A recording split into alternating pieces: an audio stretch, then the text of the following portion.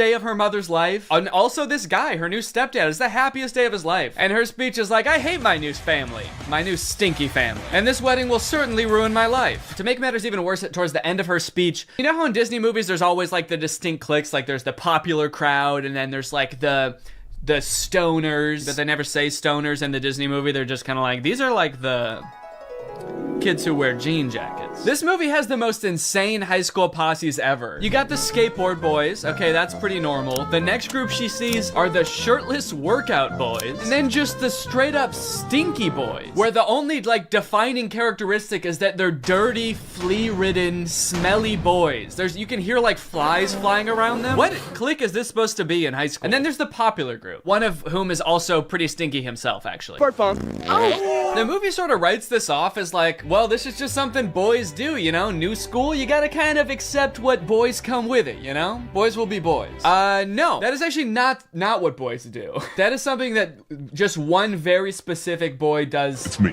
I'm Trip. And he needs to be stopped. I cannot remember a single moment in high school where a boy walked up to a girl, let alone like the new girl who's already like scared and doesn't know anyone and is like, hey, I'm gonna fart in your face now. Welcome to the school, smell my ass.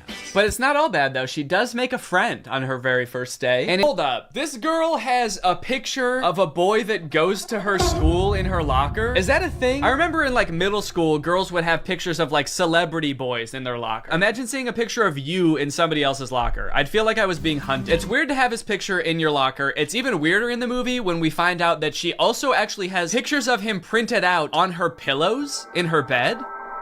Nope. That's scary. Imagine if they start dating, she's like FaceTiming him in bed, and she like accidentally tilts the camera a little bit to the side, and he just sees his own face next to her. Wait, what was that? Is that me? Of course, Zoe does have a love interest in this movie, and he is introduced early on. It's this guy.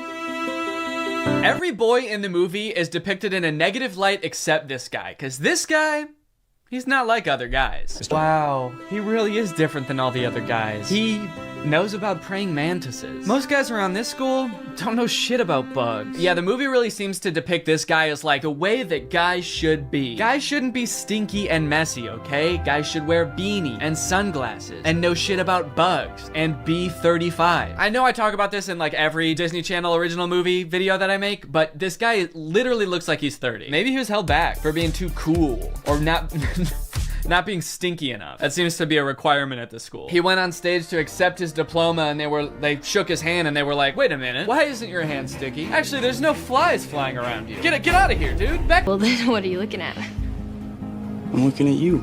Creepy. Stops in the middle of the hallway just to stare her down. I think I've got you figured out. Oh, really? Mm-hmm. Yeah, I don't know, man. This just comes off as creepy to me. I guess this is supposed to be romantic, but it's not really romantic to me. Just scary. I can see inside you. Another one of the plot lines in this movie is that Zoe wants to join the dance team, but the girl who runs the dance team is like the popular mean girl. She doesn't want Zoe on the dance team because she's too good at dancing and it's gonna make her look bad or something. Anyway, by now you're probably wondering, when the frick does this app thing happen, right? When the frick does Zoe discover that the dog training app works on boys? Well, at first, it doesn't. Zoe's just trying to, from here on out, that app is now able to control boys. Any man or boy this app can control against their will. Sit. And at first, while watching this movie, I didn't even think it was that weird. I didn't even give it a second thought. I was just like, okay, yeah, so something magical happened and now it can control boys. That makes sense. But like, what? What happened to the phone? I don't understand how solar panels and satellite dish changes the app from dog-based to man-based. Like, you'd think at the very least something having to do with like men would happen to the phone. Like the phone lands in like a bucket of buffalo wings or like flies through a football field. I'm just curious to know if that fucked up other apps on the phone or if it's just the dog training app. Now, whenever a boy likes one of my tweets, he goes into a coma for 3 years. And don't even get me started on the weather app, because every time I check that, boys start falling from the sky. Anyway, let's just say now that she's got the ability to control boys, she has a little bit of fun. Boys are acting weird. Dude, he farted twice in midair in such rapid succession. They added in 2 fart sound effects. Kind of impressive. I'm trying to imagine how she's gonna use the app to get herself out of this one. Stop farting. Take it back. Take the fart back. Suck it back up into your ass. Oh, how am I doing this? But no, she just uses the app to utterly humiliate him in front of his friends. That's funny. Girls are catty. What the fuck does that mean? Boys are dog-like?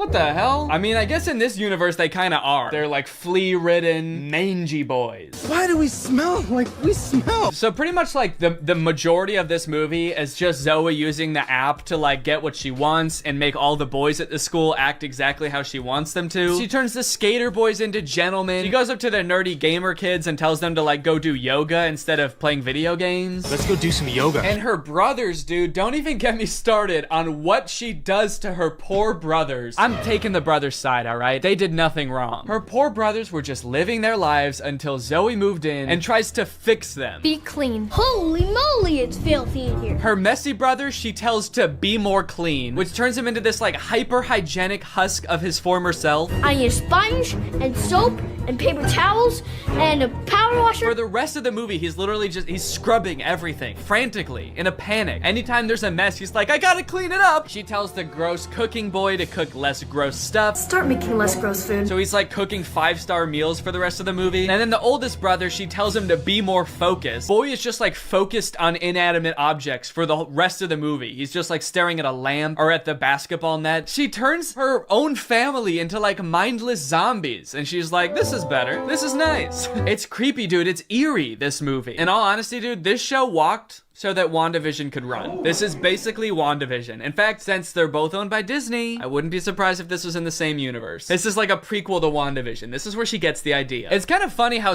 low the stakes are considering the power that she holds. She could like take over Wall Street. She could get rich. She could make anybody do what she wants. Any man. She could fix every war. Create world peace. In fact, I think her friend says that at one point in the movie. She's like, we could end every war with this. And Zoe's just like, yeah, we could, but I simply will not. I think it's more important that my brother stares at a lamp for the rest of his life. That's kind of the shit I'm on. The rules to this movie, the lore does not make sense. I guess that's just how Disney Channel movies go. In the end, everyone sort of learns that like, hey, girls have things that girls do that are weird to boys, and boys do things that are weird to girls. And that's just how we need to leave it. Which in some sense I would agree with. Not in this movie, though. The boys are disgusting in this movie. They need to change something about themselves. I think that there could be some middle ground between her mind controlling them and them just being utterly repulsive. Anyway, the moral of the story is like Zoe realizes that she is not God and should not have unilateral control over everyone's lives, and they all live happily ever after. Well, guys, we may never be able to control boys using our smartphones, but you know what we can control? Our money.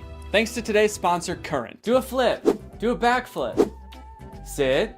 Speak. I love you, Father. Good boy. That's right, guys. Today's video has been sponsored by Current. Current is the future of mobile banking. You guys have heard me talk about how awesome Current is before, how flexible they are, how transparent they are with things like no hidden fees. But today, I've got something new to talk about, and that's interest. Because Current just launched a new feature called Interest where you can earn 4% APY on your money. That's 4% for your money literally just sitting there. That's right, you don't gotta be throwing money at the stock market or buying NFTs and investing in cryptocurrency to get some return on your money. With Current's interest feature, you literally just get 4% for your money just sitting there. And as if that's not already enough reason to start using Current, I am once again going to be giving away $5,000 with Current's help. So go ahead, download Current, make an account, use the code DANNYINTEREST for a chance to win, and so you don't miss out on that 4%. Signing up for Current is totally free to do. You can do it right now. So honestly, there's really no reason not to. All right, well, thank you to Current for sponsoring this video, and thank you to you guys for checking out Current. They've been a long-time sponsor of the channel. They've helped me do some amazing things, so make sure you check them out, and goodbye. Bye.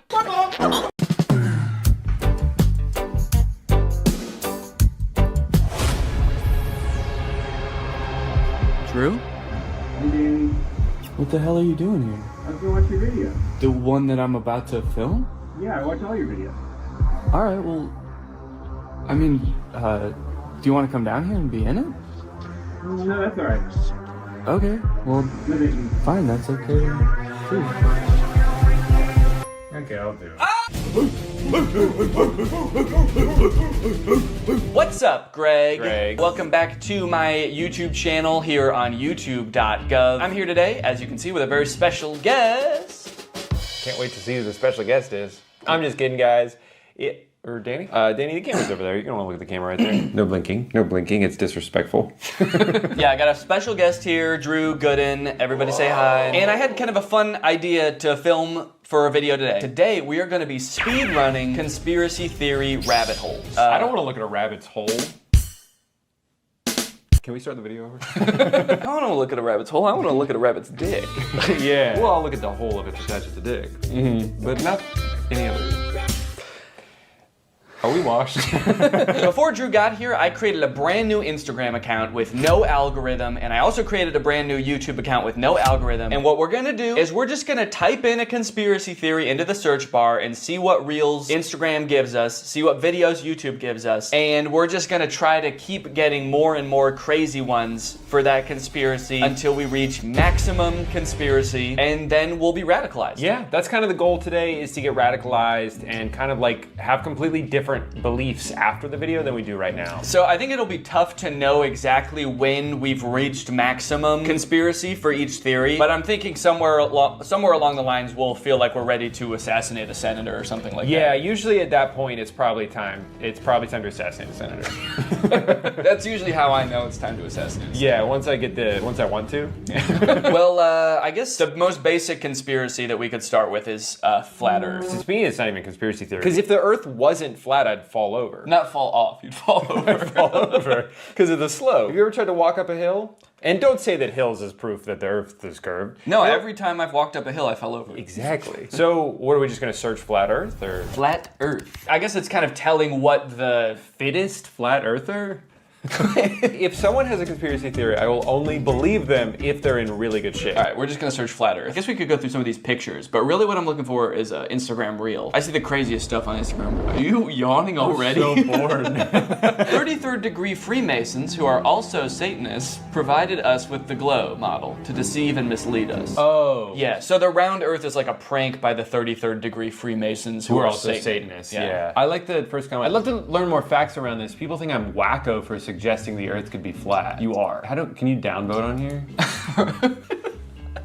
You're saying he harmed an animal? Yeah. Yeah, that comment pissed me off so much, I'm gonna go kick my dog. Yeah, it's his fault. What is the photo? These are all different ancient civilizations, how they thought the Earth looked, which is all flat. Oh, so it's sort of with a like dome. this many people can't be wrong kind of thing. Yeah, even though they are all wrong. What's going on with the Australian? If you live in Australia and you watch my YouTube videos, stop. They probably watch them backwards too, because everything's upside down. Yeah, toilet flushes the wrong way. When you poop the toilet, it just comes out. I am so tired of it. I make a mess every time. So this is interesting. So Mars is like a hexagon? How can we view Mars and the other planets as mere balls of dust or gas? I'm gonna start saying that about my own balls. How can you see these as mere balls of dust and gas? Instead of what they really are. Balls of skin and cum. If gas on Earth isn't significantly affected by gravity, how is it possible that Jupiter, supposedly a massive ball of gas, has a gravitational force 2.5 times smaller than Earth? It's all a lie. Space is fake. Alright, they had me until space is fake. I know space is real. I know space is real. That's where God lives. That's where God lives. Wait. Space is fake, but even in their own picture, they say this is Mars. They know that Mars is real. Then where is Mars?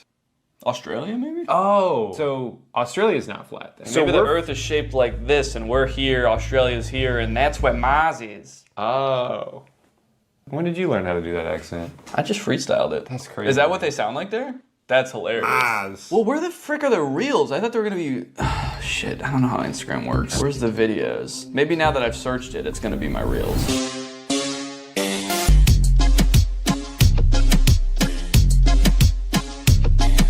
Just a quick cut to that. Checkmate, round earthers. If the Earth was round, I'd be falling over. Let's go on YouTube. Yeah, maybe we should go on YouTube. Yeah, I think the problem is that everyone's just so normal on Instagram. There aren't any like weird freaks. So I think we probably need to switch to YouTube because there's a lot more weird freaks on there. We would know.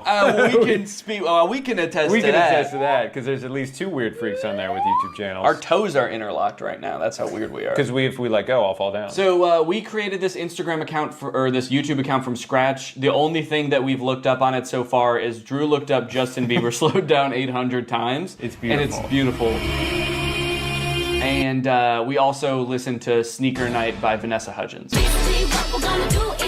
Yeah, that was also my idea. So the results might be a little bit skewed towards Vanessa Hudgens' Sneaker Night. Mm-hmm. That's not like part of the conspiracy. That's my own mistake. I messed up. But from here on out, we're not going to influence it anymore in any way at all. Okay, now I'll search flat Earth. Okay. That's how Vanessa Hudgens radicalizes people. So hold on. Yeah, okay, even the YouTube search is biased against flat Earth. It doesn't even like we're trying to view it objectively, but it's like, oh, flat Earther debunked. Yeah. Flat Earthers funny moments. Flat Earth Dave. It's like, let me find out who Dave is. All right, we're gonna search flat Earth. You know, do you ever do something and you think to yourself, like, I'm probably the first person to ever do this? Oh, yeah. I have to imagine we're the first people to ever search flat Earth from the Sneaker Night watch page. Like inspired by this song. That reminds me. I need to do my own research. Oh, it's Phil from Amazing. Race. All right, well, we gotta hear him out. We gotta hear him out. Oh, he doesn't believe in the flat Earth either? How do you get a job then? And he's seen more of the Earth than most people because he does the Amazing Race, so you'd think he'd have some common sense. You'd think so. Well, hold on. Wait a minute. He works for CBS. Look up CBS's logo. Mm-hmm. Look up CBS's logo. This? Don't keep going, keep going. No! Stop! You're getting distracted. All right, look up CBS's logo. It's Big Brother. See, you think that Big Brother is gonna let you think independently? No, they're gonna open your noggin up, they're gonna fill it with all the thoughts they want you to have, and Phil is part of it. But probably Jeff Probst isn't too, right?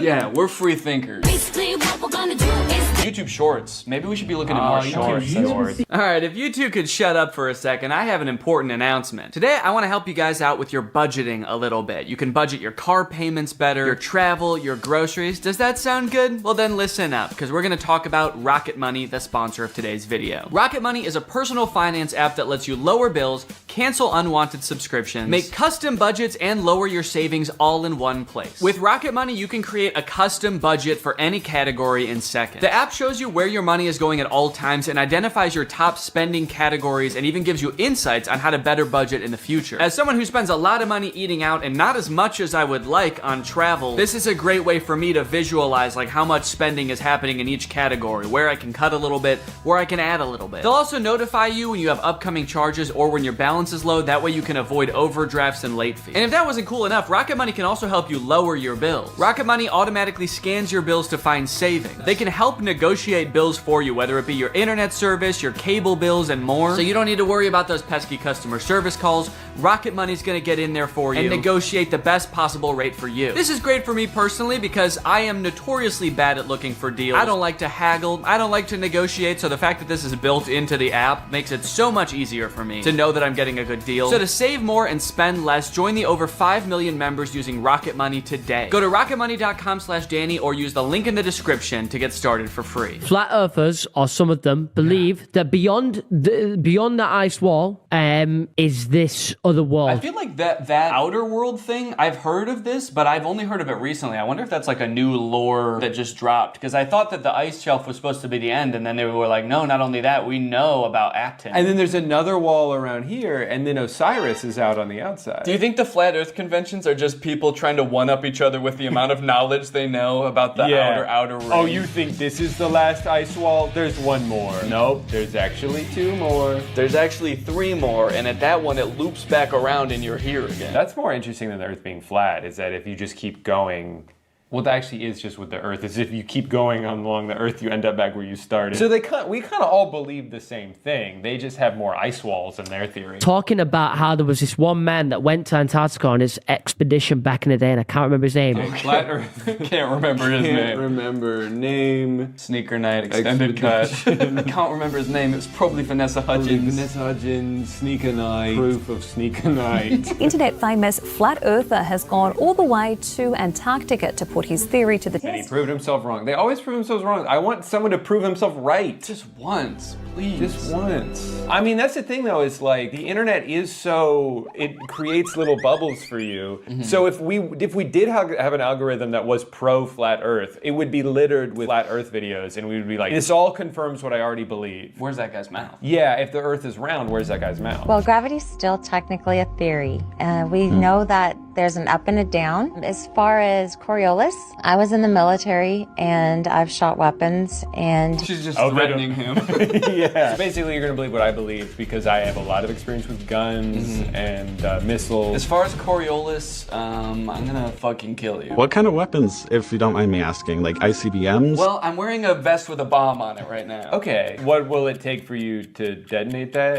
If you say one thing that makes me question my beliefs, I'm gonna kill all of us. Okay. And so how do you feel about sunsets? They think that there's like these enormous structures.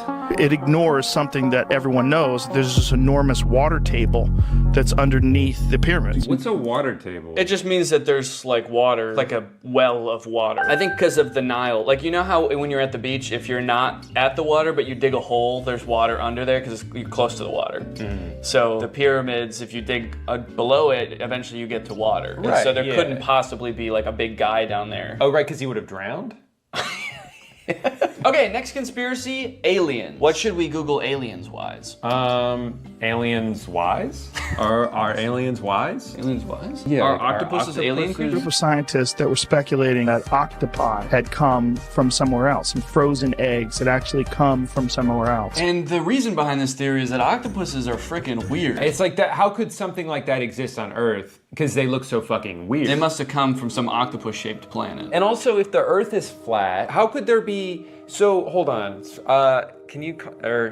I need silence. Were you gonna say, can you call me back? Can you call? I'll call you back later. I've heard theories like this before about like some life coming from other planets. There's a theory that like all life comes from another planet. Like an asteroid had life on it and came from some other planet after like it got hit by a meteor, and then that came here, and that's how life started on Earth. And to me, that just feels so lazy. They're like, how did life start on this planet? It came from a different one, and that's all we need to figure out. Right, but then because then it's like, well, how did it start on that planet? An asteroid. Oh, from a different planet? Yeah, that makes sense. Okay, well then follow-up question, how did it start on that original planet? Like, where did it come from? God drew.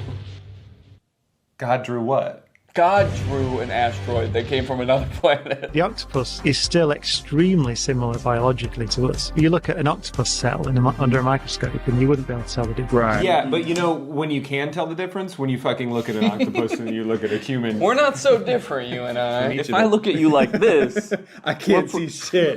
You might as well be an octopus up against my face. Veteran describes strange alien encounter in Vietnam. I like that strange is in all caps. What if it just said, veteran describes pretty normal alien encounter in Vietnam? They should have done veteran in all caps out of respect. And we should probably stand for this out of respect. Yeah, I think so. Whoa! Dude, it's not flat at all in here. There in the shrubbery, coming out of it, are little gray entities about 4 foot tall. That's how I'm trying to be. Oh, you're just saluting? Till the day I die, I'll remember what the little entity said to me. And the way he said it, it was like, Clifford. It was like, I'll never forget what this little guy said to me and the way he said it. Yeah, he said, and then he blew up. He exploded. I think he was asking for help. I'll never forget that. And the way he said it, it was like, Clifford, you are not supposed to be here. I mean, he's right, we weren't. You normally don't carry your weapon on full automatic. I put it on full automatic and I started to fire, and I yelled out, VC, VC. And that was to alert the other troops that we were no longer alone, that there were a number of little guys there, I'll put it that way. I'll put it that way. I'll put it away your brain can understand. Little guys. So the alien said, what are you doing here, Clifford?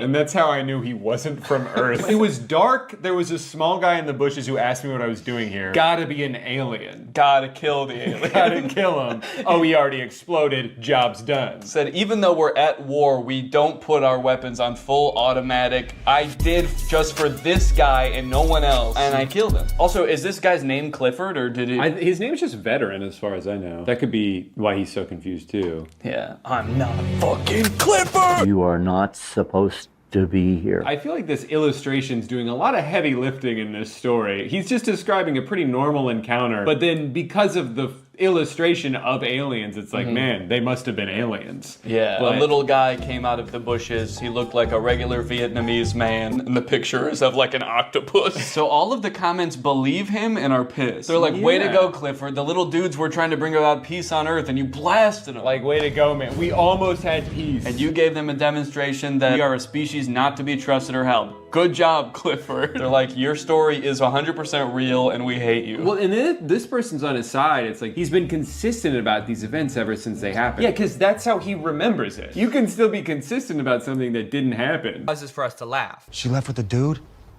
A buff dude. And they had bags. And yes, they left together. In fact, it kind of feels like, have you ever seen people who have edited The Big Bang Theory so that it doesn't have the laugh track to show how like bad all of the jokes are? Who are you? Oh, I'm Denise, the new assistant manager. That's kind of what this movie feels like. Why are your eyes all watery? Because I'm high. That's way better. Bazunga. It's so fitting that this movie feels like a bad YouTube video from 5 years ago, because I'm pretty sure they filmed this at Rice Gum's old house. Did something happen in that house? Is there like a curse? 100 years ago, one of Hollywood's earliest YouTubers died in that house, and now all the content that's created there is cursed to be mad disappointing. Okay, so now they got to investigate what's happened to Apple. London's phone is broken, so he can't contact her, so the only thing he can do is go looking for her. So he goes to the last place she was seen and talks to Pete Davidson. Did you see Apple? Yeah, she was just here like 2 minutes ago. Did she say where she was going? You know what? She did. She actually... No, are you fucking crazy? You guys never talk to me. I mean, the only reason you know my name is because it's on my name tag. Right there. B-E-R-R-Y. Barry. Pete Davidson feels like he's not really invested in this movie at all. He breaks the fourth wall a little bit too much in this movie. He reads his name tag like he's making fun of the fact that it doesn't say Pete Davidson. He's like, Barry? That's not my real name. My real name's Pete. It's funny because I'm very clearly Pete Davidson and not some guy named Barry who works at a valet stand. There's also a scene later on in the movie where he looks directly into the lens of the camera. I think they could have cut that out. Well, talking to Pete Davidson, sorry, Barry. It's just so funny that he's pretending to be Barry. Talking to Barry didn't get him any leads, so I guess that means now it's time to go to his audition. No, sorry. Sorry, he breaks into Apple's house to find clues? Find clues, please. Find clues of what? What might she have left lying around that would indicate whether she made a typo this morning or not? They find a bag of her fingers? She was missing her fingers this morning. That's why she fucked up the tags. Oh. We should probably call the police, right? I'm not breaking into my girlfriend's house.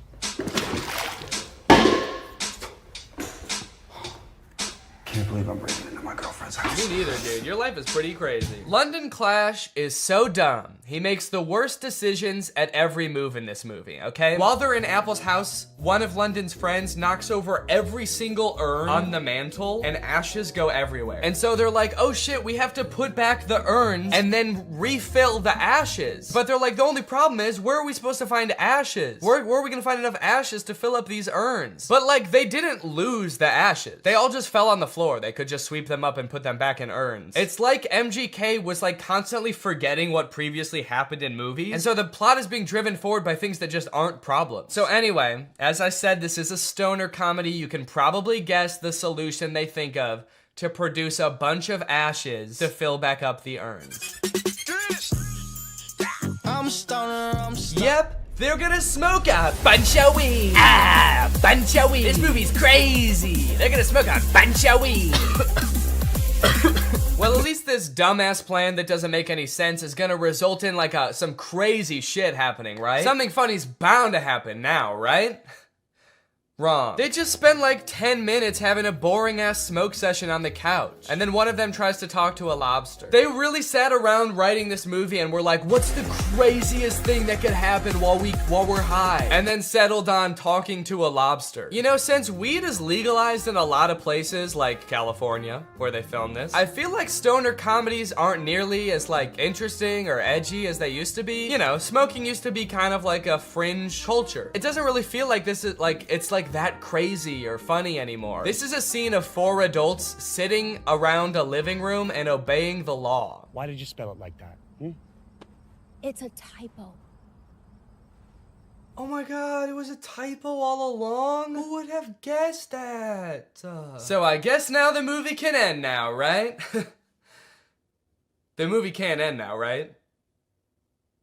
The movie can end now, right? There's 30 minutes left in this movie? What the fuck is gonna happen? What are they gonna do for 30 more minutes? Sit at a diner, apparently. So you're probably wondering how they wrap this whole thing up, huh? MGK missed his audition, he's not getting the role. His girlfriend is pissed off at him. How are they gonna wrap this movie up? Some sort of grand gesture that wins over both the director and the girlfriend? No, obviously not. That would make too much sense. London Clash gets the role because the director happened to see an Instagram live stream where London Clash gets punched in the face by Dennis Rodman, and the director just assumes that London Clash did that because he wanted to like impress him or something. It's a whole other plot line that I didn't really go into in this video, but it doesn't make any sense in the movie either. So he's got the role, now the only thing left is to get the girl, which he does by sending her a text at the diner being like, can we talk? And she's like, sure. And so they're driving to meet each other. He's texting her the whole way. He's texting and driving, and they get into a car crash, and then they are both paralyzed.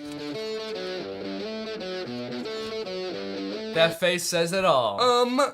That just happened. That's the resolution. He almost murders her. Irresponsible. He was texting and driving and he almost murders his girlfriend, and that's how it ends. After the credits roll, there's like a fun little blooper reel where we get to see the actors like messing around and not knowing their lines very well, which would have been a lot more fun if I hadn't felt like I had just watched an hour and a half of exactly that. Well, folks, what do you think? From rapper to pop punk icon to writer, director, and actor extraordinaire, which do you think MGK did best? Leave it in the comments down below. What do you think he'll get up to next? It's anyone's guess at this point. Professional fencer? Or maybe like a chef? He'll start just making food. That might be kind of sick. And you know what? All he would need to get started is HelloFresh, America's #1 meal kit and the sponsor of this video. Guys, I love HelloFresh. They send you fresh, quality produce from the farm to your door in less than a week, so you can savor delicious summer flavors right from home. I love getting a HelloFresh box because you know what it means? It means I don't have to worry about what I'm gonna eat for dinner every night. I'm not gonna find myself driving to some fast food chain to get a quick meal, because I know I've got a quality meal that I can whip up in like 35 minutes right at home. And I know it's gonna be tasty. I know it's gonna be healthy. If you're trying to stick to a particular health goal, HelloFresh has you covered because they have veggie options, fit and wholesome options, and pescatarian options. So HelloFresh fits a variety of lifestyles. Their plans are super flexible. You can pause 1 week if you want to. You can add more food 1 week if you want to. And even if you're on vacation, you can change the delivery address to deliver to your vacation destination. And then you can have home-cooked meals when you're at the family reunion. HelloFresh is the very first carbon-neutral meal kit company, and nearly all of their packaging is recyclable. They help cut down on food waste because they send you pre-portioned ingredients so you're only using what you need. So if you want to check out HelloFresh and have a flavorful summer, then head on over to HelloFresh.com. Use my code TrulyGreg16 for up to 16 free meals and 3 surprise gifts. That's HelloFresh.com. Thanks to HelloFresh for sponsoring this video. Thank you to you guys for checking out HelloFresh. Now I'm going to do the outro of this video. All right, you guys, thank you for watching this video. I hope you enjoyed it. If you're new here and you're not subscribed yet, make sure you subscribe and turn on my notifications to join Greg. Greg is what I call my audience here on YouTube. We're the biggest and happiest family on YouTube. That is a scientific fact. Please do not look it up. Please do not fact check me because facts don't care about your feelings and I don't care about facts. All right, I'll see you guys next time. Bye. What's up, Greg, and welcome back to another episode of But Dads Are Back. You are not the father. Yay! That's right, this is another installment of everybody's favorite series where I look at really strange ads for mobile games. There's this one that seemed to go viral on Twitter a couple days ago that like everybody's been tagging me in, so I figure, you know what? I might as well bring back the series for an episode to talk about it. This video has 300,000 likes and 8 million views on Twitter, and guess what? I've got beef with them. I have a pretty significant beef with these ads, and I'll explain why, but first, let's just go ahead and watch the ad that everybody's been tagging me in. To be fair, I did have to watch this multiple times for it to make sense to me, so I'm gonna walk you through it. That way, nobody gets lost along the way. So the ad starts out with very little context. It's a woman in a wedding dress. She's crying, and she's taking a taxi home, only to find out that her house has burnt down. Right away, so much backstory that I feel like I'm missing. The first time I watched this, I'm like, are we in the middle of an ad right now? Is this the beginning of the ad? Am I supposed to have watched other ads before this? But rest assured, I've watched a bunch of other ads for this game, and There is no context to be found. There is no explanation. So you just have to accept that this woman is having a very bad day. Then she gets a call from her grandma, and it looks like her grandma comes over to like comfort her for whatever happened at the wedding. I don't know if her fiance like stood her up or died, or if she stood him up or died. While she's being comforted, it also looks like she's holding a picture of herself from the wedding. I don't know what that's about. Maybe it's supposed to be the grandma's wedding photos. And she's showing her granddaughter like, look at how happy I was at my wedding. Aw, your fiance stood you up and died at your wedding? Oh, I'm so sorry, sweetie. Look how happy I was at my wedding though. Look at all these pictures. See how I'm smiling at all of them? The reason I'm smiling is because my husband was present at the wedding and alive at the wedding as well. I wasn't marrying a present corpse. He was also alive. Does that make you feel better? Are my happy memories making you feel better? Why not? Then I guess to further comfort her, the grandma gives her a house, which I guess would be a nice gift, but the house is in like terrible condition. The grandma just gives her the keys to this like dilapidated shack. I guess it's big, but is that even a nice? The Stinks. What happens when Santa gets lost in a small town just 1 week before Christmas? He's gonna have to spend it with the Stinks. Hey, come on in, we're the Stinks. We like to poop and shit. Also, Santa is a secret agent. And he's got a gun. I have a gun. Starring Dwayne "The Rock" Johnson as every role and filmed entirely in front of a green screen. I have a gun. Netflix presents Christmas with the Farts. Only on Hulu, July 7th. I mean, Netflix's like big Christmas movie they came out with last year didn't feel like a Christmas movie at all. It was a very confused movie about Santa being kidnapped by a witch who like sucks all of his powers up so she can imprison half of the population, which on its face does seem like it could be like a whimsical, fun Christmas movie. I just wish any of the people making the movie realized that, because they all just played it really serious and made it feel like a Marvel movie. Hey, Fred. Got a 5'11" male grown-up hovering by the scented candles. Keep an eye out. Yeah, we got a guy maybe stealing one candle. Can we get somebody to take him in the back and kick his ribs in? Also, Santa appears to have some kind of deal with the U.S. military. They like escort him around with fighter jets. What does the U.S. military get from this deal? Santa, are you making them bombs? I also feel like this movie does this thing that a lot of Christmas movies do now, where because Santa's whole operation is basically impossible, basically, not, you know, I still believe in Santa. They try to come up with lore that explains it and makes it seem more believable. So like in this movie, instead of Santa's village just being like a dozen elves helping him, it's like an entire city. It's a metropolis. Yeah. Now that actually makes it make less sense. It actually made more sense when it was just magic. Thank you though. Anyway, I don't really want to spend too long talking about that movie because it's pretty boring. And I also want to talk about the movies that I actually want to talk about. Dear Santa and A Very Jonas Christmas. Dear Santa also came out last year, and the premise, if you can believe it, is that a little boy writes a letter to Santa, but he is dyslexic, so he accidentally addresses it to Satan.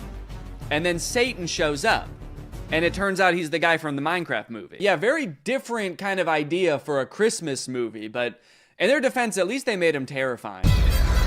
Yeah, I don't know what kind of processing they did on Jack Black's face, but he looks very uncanny. I mean, he looks like a video game character. To the point where, like, he might be completely CGI. I don't know if Jack Black knows he's in this movie. And I think that this right here is what might have given me that eyeball ulcer. Young kid writes a letter to Santa, but he misspells it and it goes to Satan. So Satan, played by Jack Black, shows up at Christmas time and comedy ensues. Why did they put Jack Black in quotes? Played by Jack Black. Does Jack Black know he's in this movie? That's why Jack Black is in this movie that we made about Satan. On all accounts, this movie makes zero sense. I don't know why they made this. A child being haunted by the Lord of Darkness should be the plot of like a horror movie. Is he gonna be like his friend? Are they gonna hang out? Is this gonna be like Gooby but with an evil monster? They already made that movie. It's called Gooby. Now going into this movie for the first time, I knew two things about it. One, that Jack Black plays Satan. And two, that something happens at the end of this movie that is in very poor taste. I was very curious to see what that was, but as the movie progressed, I honestly had a hard time seeing how that could possibly be. I mean, after all, there's so much insane shit in this movie, how could there possibly just be one thing? So most of this movie revolves around Satan trying to get this little child Liam to fulfill a deal in which Liam gets 3 wishes, and Satan gets his soul for eternity, and Liam goes to, and excuse my language here, hell. And in fact, he does eventually fulfill the deal, which leads to this very confusing montage. What? Why so blue? Why so blue? I just sold my soul to the devil. I'm sorry, I'm having a little trouble seeing why him selling his soul to Satan made him cool suddenly. Damn, look at that kid. He's so cool. What's his secret? I'm going to hell. I'm going to hell. So, like, does that lead to the poor taste ending? Is it Liam's parents' marriage falling apart? Is it Liam trying to use Satan to get his crush to fall in love with him? Is it this kid's teeth? Is it him wishing Satan would resurrect his brother from the dead and it happening? Oh, yep, that's it. It's that. We wanted to make sure that it didn't get too dark. It didn't become a horror movie or anything like that. I don't know, guys. I think you made it too dark. We wanted to tell a nice Christmas story. Yep. It's nothing like Satan resurrecting a little boy from the dead to make you forget this movie had anything to do with Christmas. Also, like, a third of this movie revolves around Liam going to a Post Malone concert to impress his crush. And of course, Satan puts a spell over Post Malone to make him think that he's best friends with Liam. And when I was watching this, I was like, okay, so they must have just like repurposed all of this Post Malone concert footage from an actual Post Malone concert, right? Oh no. No, there's Liam dancing up on stage with him. Damn. They really threw a whole Post Malone concert for this weird ass movie. That's crazy. And I wanted to bring up probably the most important man to my career and the inspiration for my music.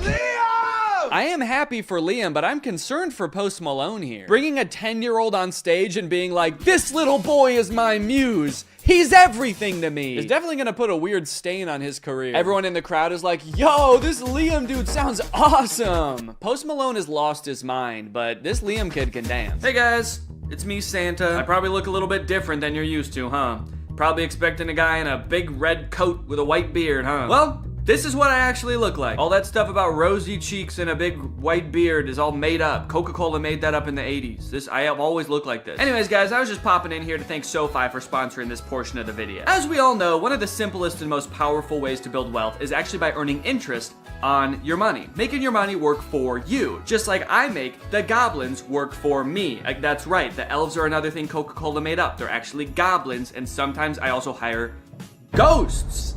But here's the thing, when it comes to interest, most banks give you a tiny amount, like a fraction of a percent. But thanks to today's sponsor, SoFi, we're gonna change all that for you, all right? SoFi is a mobile-first finance company helping its members save, spend, borrow, and invest. When you open a SoFi checking and savings account and set up an eligible direct deposit, you earn a competitive APY, and there are no account fees. One thing I do want to make clear is I do still like milk and cookies, so if you're like, oh, this isn't the Santa I know, I'm not gonna leave out milk and cookies. That's the one thing I do like, but I like oatmeal raisin.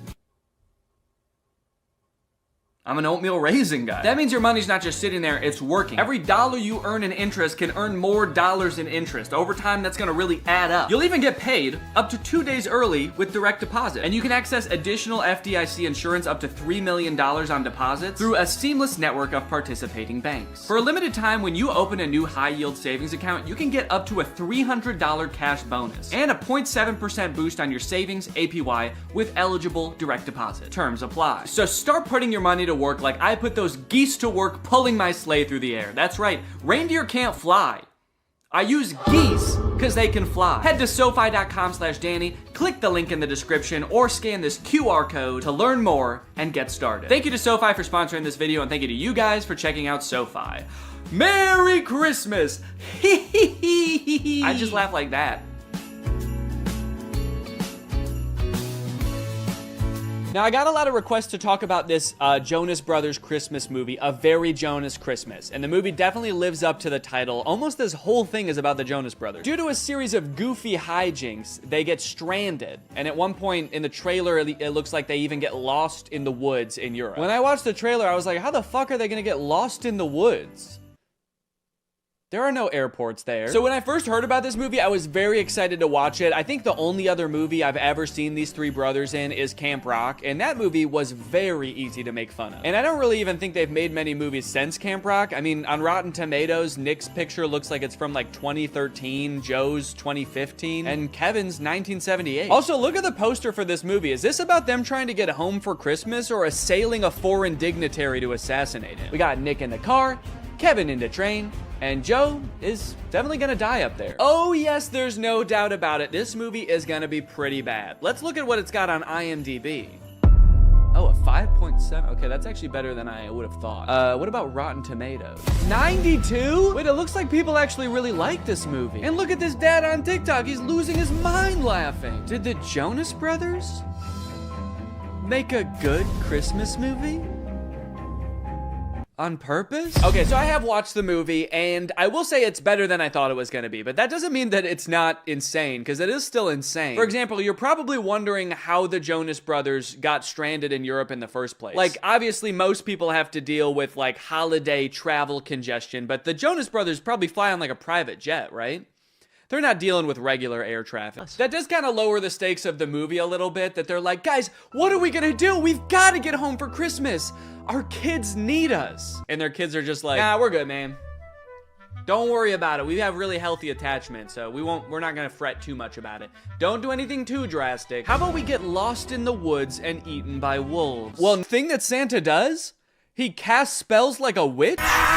Dang, maybe I take back what I said earlier. Hey, come on in, we're the Stinks. We like to poop and shit. No, not that. The thing about the magic. It actually made more sense when it was just magic. Thank you, though. Yeah, that. Don't worry, though. The consequences of his spell aren't anything too crazy. After all, Santa, did you check to make sure there weren't people on there? Let's have a moment of silence for all the people on that plane that involuntarily volunteered their lives for the greater good, helping the Jonas Brothers reconnect.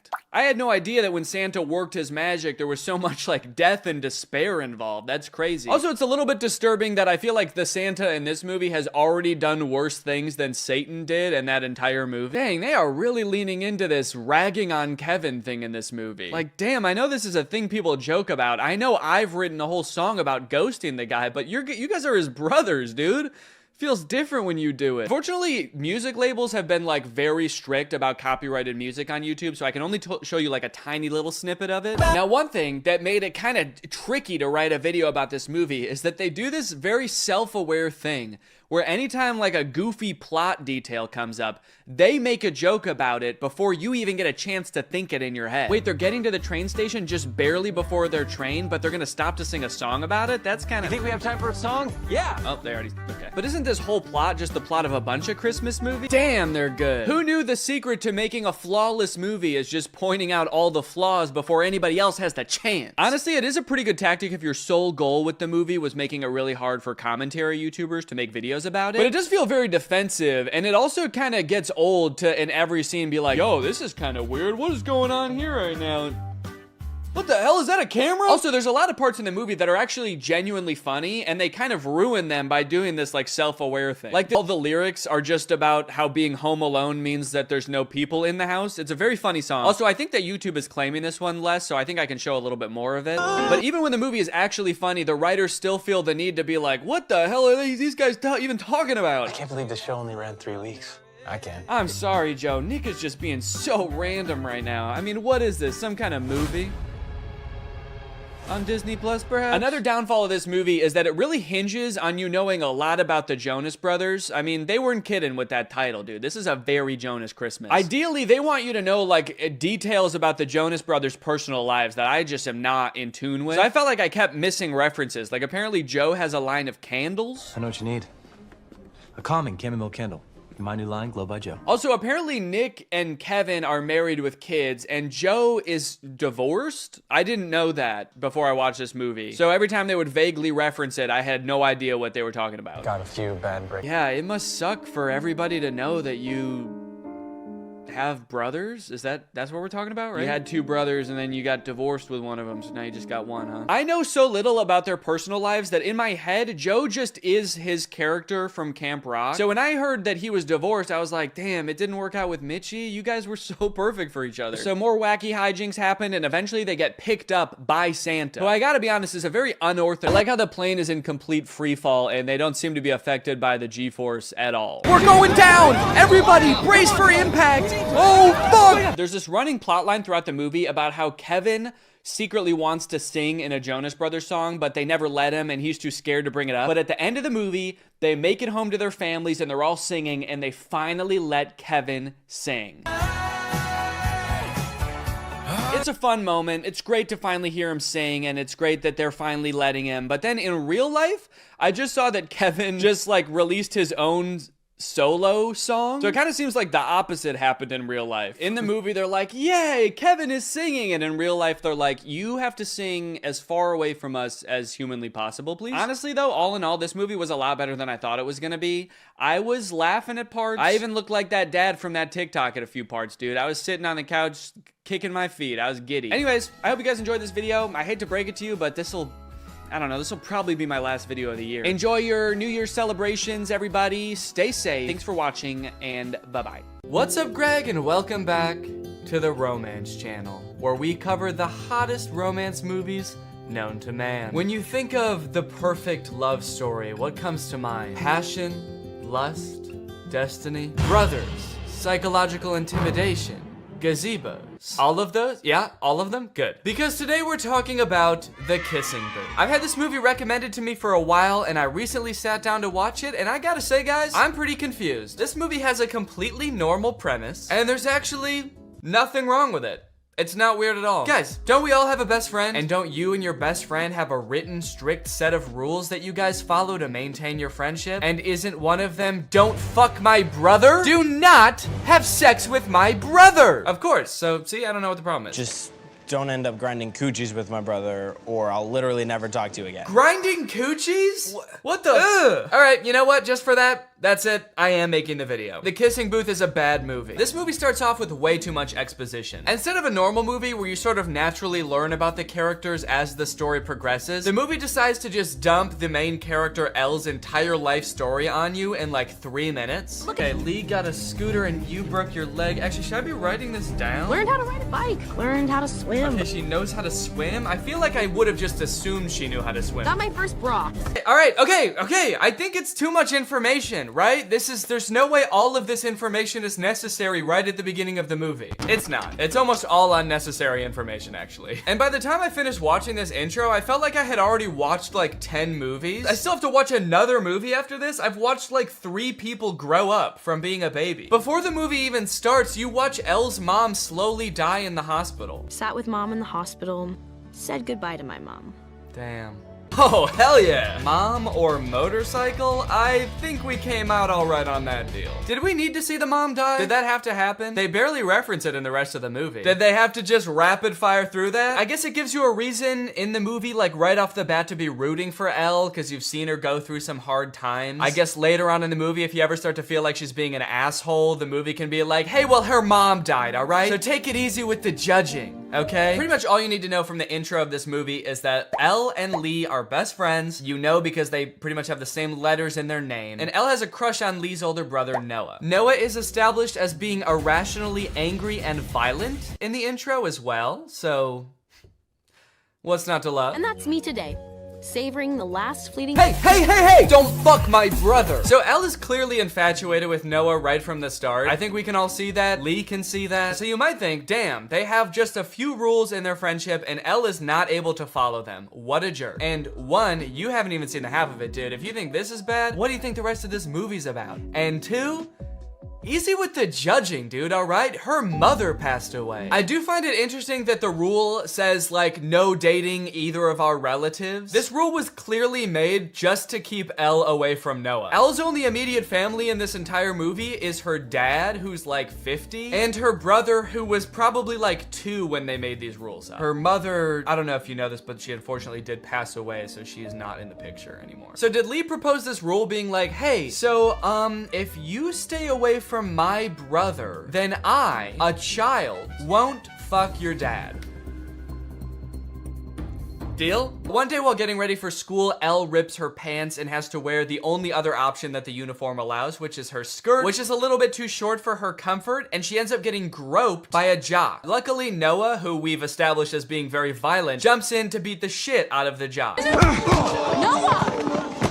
Kissing booth! Oh, shit. I love how they both say it at the same time. That's such a specific suggestion. It's almost as if they've done this before and they think of kissing booth as like the solution to every problem. Her mom was in the hospital earlier and Elle's like, damn, if only we could heal my mom with some kind of kissing booth! The doctor's like, you two need to get the fuck out of here. Obviously, that was the first thing we tried. Before Elle and Noah can get together, though, we need to find a little bit more out about Noah. Like, who is this main love interest? We know that he's violent, which is awesome. But the movie also has to show us how manipulative he is. You see, it all starts with Elle exploring some other love options at school. For example, the man that groped her earlier. Calls her kiddo? Gross. Lock this man up immediately. You still got a lot to learn, kiddo. Like, for example, how fucking crazy I am. You have no idea. You have no fucking clue. But you're gonna learn today. I'm naked, baby. The Flynns are a very controlling family, aren't they? Like, in Elle's friendship with Lee, he's made all these rules that he has to follow. Like, don't fuck my brother. And now Noah has rules like don't fuck anybody else. It's an entire family where they're like, hey, who are you gonna fuck? Who is that? Who is that? Don't fuck him. Fuck me. No, don't fuck me. That's not allowed. So the kissing booth is coming up, but Elle is having a little bit of trouble getting people to volunteer to work at the kissing booth, obviously, because that sounds gross as hell. Need peeps to work our kissing booth. It seems like she started texting people that don't even go to her school. This guy? This like bald middle-aged man? Is that a teacher? Whoever he is, he thinks that it's hysterical that she would even ask. She's got Abraham Lincoln in here, Frida Kahlo. This girl has quite the contacts list. I do respect Abe for his honesty though. You know, I guess that is what he was known for. But I understand his reservations. He has not had good luck with booths in the past. After a few more uncomfortable scenes of Noah protecting Elle from herself, it's time for the kissing booth. Since they're short on volunteers, when it comes time to actually do the kissing booth, Elle ends up having to step up to the plate, and Noah, our sweet, violent Noah, decides, you know what? Fuck it. I'm going in. Where the fuck did he come from? Was he just lurking beneath the sand to jump out? Don't make me beg. Ah, she said no!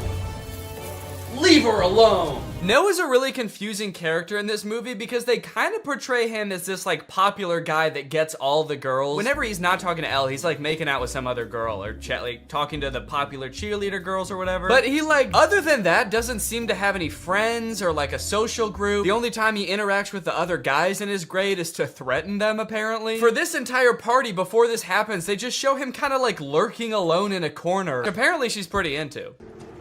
Oh, wait! The Hollywood sign at night. You guys ever been to the Hollywood sign at night? Great place to make out. Great place to get eaten by coyotes, too. I feel like a lot of people don't realize the Hollywood sign's like in the middle of a nature preserve. I think there's like mountain lions and shit up there. A coyote comes out from behind the Hollywood sign and is like, fucking by the Hollywood sign again, huh, Noah? This man's got some game. All right, guys, get out of here. I'm gonna have to eat your asses. I love that his secret spot to come and be alone is the Hollywood sign. Yeah, don't worry. I know a little place where we can be alone. It's called Times Square. We'll have a little more privacy up there. From there, their relationship blossoms. They go on dates all over town. They're sneaking around, trying to make sure Lee doesn't catch them. The actor who plays the dad feels like he's from a completely different movie. Everyone else in this movie are these like beautiful, like model actors. This guy looks like he's from like a crime drama or something. He's a lot more like rough and rugged. He's very sour and sad. I guess his wife did just die, but that's pretty much seems like his entire character. He's not even like wearing the same type of clothes as the other characters. There's another scene where like all the other adults are wearing these like nice suits and he looks like he just like rolled out of bed. Everyone else in this movie is like, what are we gonna do? We gotta not break rule number 9 and oh, this is so hot and fun and sexy. And he's like, every night I stare at my reflection and I don't know who I am anymore. Every time I look into your eyes, I see my dead wife. Oh my God, what did you do to Lee, you monster? Also, how long have they been in the car? I swear they've been in the car for like 5 minutes. How did she not notice? Was he just sitting there silently the whole time? And he's like 8 feet tall. How did she not notice? I'm just trying to picture this. So Elle gets in the car. Noah's already sitting there completely silent in a Batman costume. They pull out. He says nothing. He's just sitting there. Something doesn't add up. And by something, I mean the whole movie. Anyways, the movie ends with him going to college. Yeah, he doesn't stick around. He just goes to college and that's how the movie ends. Doesn't that suck? They don't even get to go on like a real date as a real couple. He just goes to college and then the movie ends. All right, well, that concludes our time together today. You guys, thank you for joining me. I hope you enjoyed this video. And if you're new here and you're not subscribed yet, make sure you subscribe and turn on my notifications to join Greg. Greg is what I call my subscribers on YouTube. So if you want to join Greg, just hit that subscribe button and hit that notification button. And then before you know it, your name will be legally changed to Greg. All right, I'll see you guys next time. Thank you. Bye-bye. What's up, Greg? And welcome back to another episode of This Tunnel Lady is kind of cringe. Oh, no, Danny, watch out. She's right under me, isn't she? In case you're unfamiliar like I was just a few weeks ago, the Tunnel Lady, aka Kala, aka Engineer Everything on TikTok, makes TikTok videos documenting her experience digging a massive tunnel system under her suburban house. Is this safe? I do not know. Is this legal? I also do not know. But is this really good content? I do not know. After having heard about her for a while but never really looking into her, this is the first TikTok I saw of her. She posted it back in November of last year. So I figured I would show this to you guys so you could kind of learn about her in the same way that I learned about her. That way we can be on the same page. I have a new problem in my suburban mine.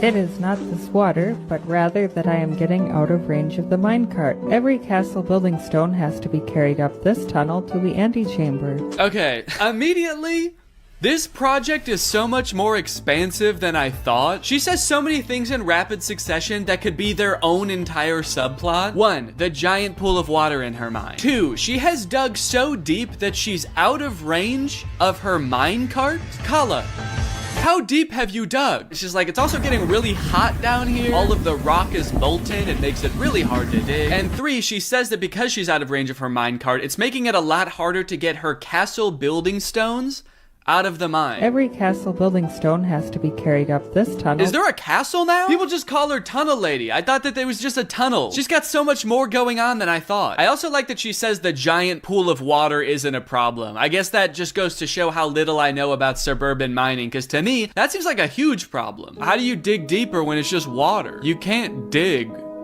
water, can you? Needless to say, there's a lot of lore going on in this TikTok, and I need to know more. So, like Kala digging into the Earth's mantle, it's time to get to the bottom of this. This next TikTok is Kala's first ever TikTok she posted to this account, and in it she introduces a big new project that she's going to be undertaking, building a storm shelter in her basement. I am about to embark on a new and complex project. I like that stupid project flashes on the screen as she's describing it. She's all excited about it. It kind of makes it seem like this is an interjection from future Kala, like 2 years from now. Stupid project, you should have never started this thing. What are you doing? I'm trying to warn you via CapCut editing. I'm planning to construct a storm shelter off the side of my basement. It's going to take a very long time. Well, she was definitely right that it was going to take a long time. She posted this in October of 2022, and she is still digging. That being said, it is interesting to know that the original point of the tunnel was to just be a storm shelter. I feel like she's past that point. I feel like digging like 10 feet into the ground would have been enough to protect just one person from a storm. But there she is, just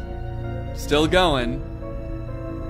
Why do I feel like she knows something we don't? She's either preparing for a cataclysmic storm that none of us know is coming, or she has ulterior motives. She's like, the main purpose of this tunnel will be to protect me from tornadoes. Secondarily, I have been hearing a sinister voice booming from the earth, begging me to free it from its subterranean prison. So needless to say, I think this should be a pretty fun project. In all seriousness, no, I can totally understand why she would want to keep digging after she started. If she turned around now, she could be like 5 feet away from that giant diamond. The shelter itself will be cut into this wall here. This is off the side of my bunker home office. That is a very interesting home office setup. You know, I was wondering at first if she was planning on finishing the tunnel when she was done with it to sort of make it just an extension of her house and make it furnished and everything. After seeing her home office, I gotta say, I don't think that's likely. Kala's home office is literally the Batcave. She's getting work done in the Batcave. This tunnel's gonna be perfect for hiding from storms, tornadoes, the Riddler, he's after me. She also pans over to reveal she has a green screen in her basement. Behind the green screen. I am very intrigued by Kala. Who is this mysterious woman? I thought the tunnel was going to be the most interesting thing about her, but it seems like she's got a lot going on. Quite frankly, all this mystery is making me thirsty. But luckily, unlike Kala, I don't have a water problem. I have a water solution. Today's sponsor, Arup.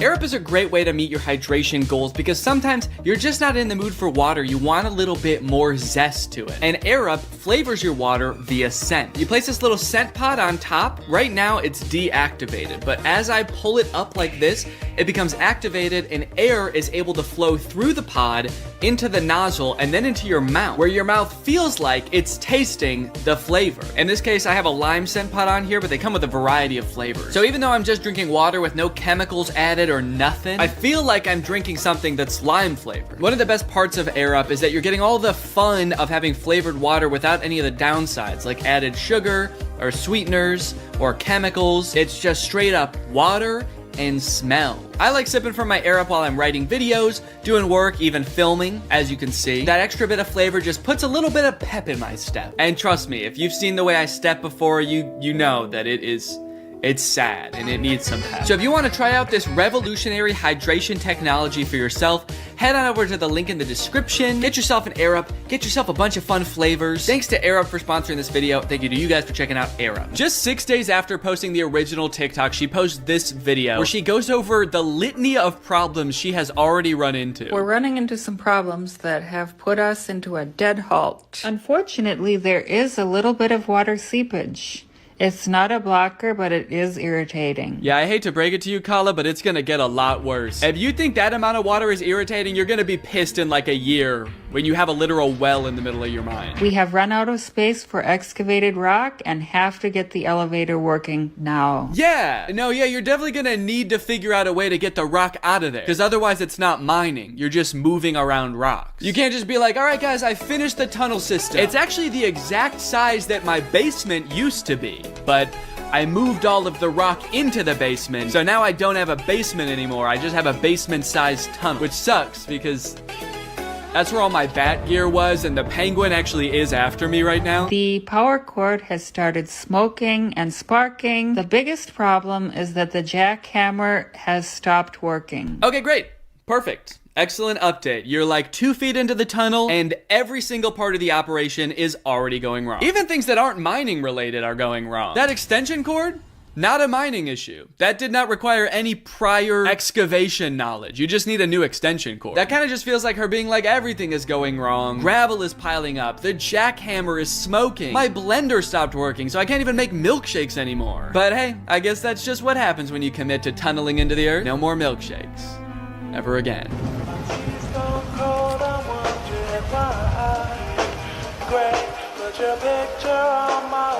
Yeah, it is really bad. You're digging a hole under your house. You cannot afford to cut corners. So this is a structure she was building as sort of an elevator to get rocks out of her basement. She's building like a mining elevator, and I guess while she was building it, it collapsed. I gotta say, at this point, I am pretty concerned about the success of her project. She's still just a few days in, and like, I don't know if she's done anything right yet. She does seem pretty nonchalant about it though, you know? If her entire tunnel collapses and her house falls into the underworld, I think she'll take it in stride. I gotta say, I knew that digging a tunnel would be like a big undertaking, but it wasn't until I started watching these videos where I started to realize all of the logistics that go into it. There's a lot that can go wrong. In this video, she takes a Geiger counter into her tunnel and realizes that there's like twice as much radiation as there was in the rest of her house. Nuclear radiation readings so high in the storm shelter excavation. Every time I measure it, the counts per minute are more than double what they are upstairs. Kala, come on. You gotta figure that out. To be fair, I don't know why the radiation would be higher underground than it would be in the rest of her house,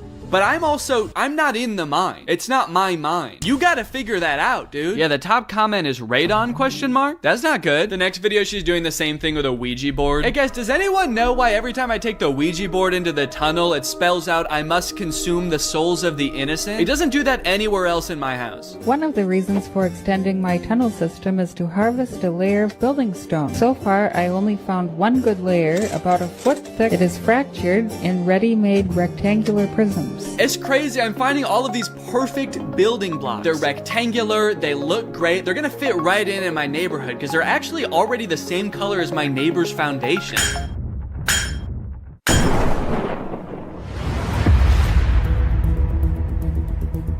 Whoa. Hey, excuse me. You can't be in here. Oh my God, TV, couch, foosball table? This can only mean one thing. Yeah, you dug into my basement. I just found a naturally occurring basement mine. What? All this stuff is gonna be perfect for my castle. Whoa, no, this is my stuff, dude. Hey, who the fuck are you? Are you the Riddler? No. Can you get out of my house? His first riddle. Oh, you dastardly scoundrel. Okay, I'm not a scoundrel. You're no match for my bat gun. Oh, that's just a normal gun! Now, despite having seemingly no experience building a tunnel at the beginning of this video, she is learning at a rapid rate. Just a few months into this project, she posts this video, sort of boasting about her engineering skills. I'm in a tunnel with 5,000 pounds of wet concrete over my head, and the only thing separating me from becoming a pancake is my own engineering. Extremely impressive. I, for one, could never. I get claustrophobic if my clothes are too tight. At this point, it seems like some of the things going wrong start to calm down. She starts learning super fast, lots of new skills. She starts posting videos about managing the water problem in her tunnel, learning electrical so she can have power down in her mine. And mind you, while all of this being self-taught is extremely impressive, it also kind of makes it terrifying to watch. In one of her videos where she's doing the electrical of the tunnel, she describes electricity as magic. Before this project, I had very little experience with electrical. In fact, I used to consider it magic, which it basically kind of is. You should definitely not consider it magic anymore. You should definitely consider it science at this point. I also like that she added in a sound like she's casting a spell. It kind of is. Yeah, so I learned all this electrical stuff. It's basically magic. You're cool to me, says Chris. You're amazing, says Jen. Impressed with you, says Sylvan Energy Solutions. You would be impressed, Sylvan Energy Solutions. You sound like an electrical company, but then you have like a magical owl as your profile picture. I'm impressed that you figured out electricity is magic. It takes most people a long time to figure that out. Now, it's not all fun and games on Kala's account. While she is getting a lot of positive, supportive comments, at some point, the tide began to shift a little bit, and people began to wonder if she was really qualified to be undertaking such a project. I think it happened somewhere around a year or so into it when she did this year in review and showed off everything that she's done in the tunnel and learned so far. It's just been over a year since I started. Oh my god. She has learned a lot. She learned to teleport. Maybe she did learn magic in there. She's like, as I tunnel closer and closer to the Dark Lord, he is anointing me with more and more powers. Teleportation has made things much more convenient in the tunnel. Convenient and scary, because sometimes I'm not in complete control of it, and I just teleport to parts of the earth that I have not tunneled to yet. In August of 22, I cut an opening off the side of the sub-basement and started to carve into the solid rock, fabricated an elevator to lift material. I used hundreds of concrete blocks and yards of hand-mixed concrete. She's learned a lot doing this. My only question is, has she learned why she's doing this yet? I feel like that would be valuable insight to have, maybe, because it's definitely not a storm shelter anymore. Are we allowed to build tunnels? I've always felt like my home is missing a dangerous mine shaft. The city inspector watching this right now.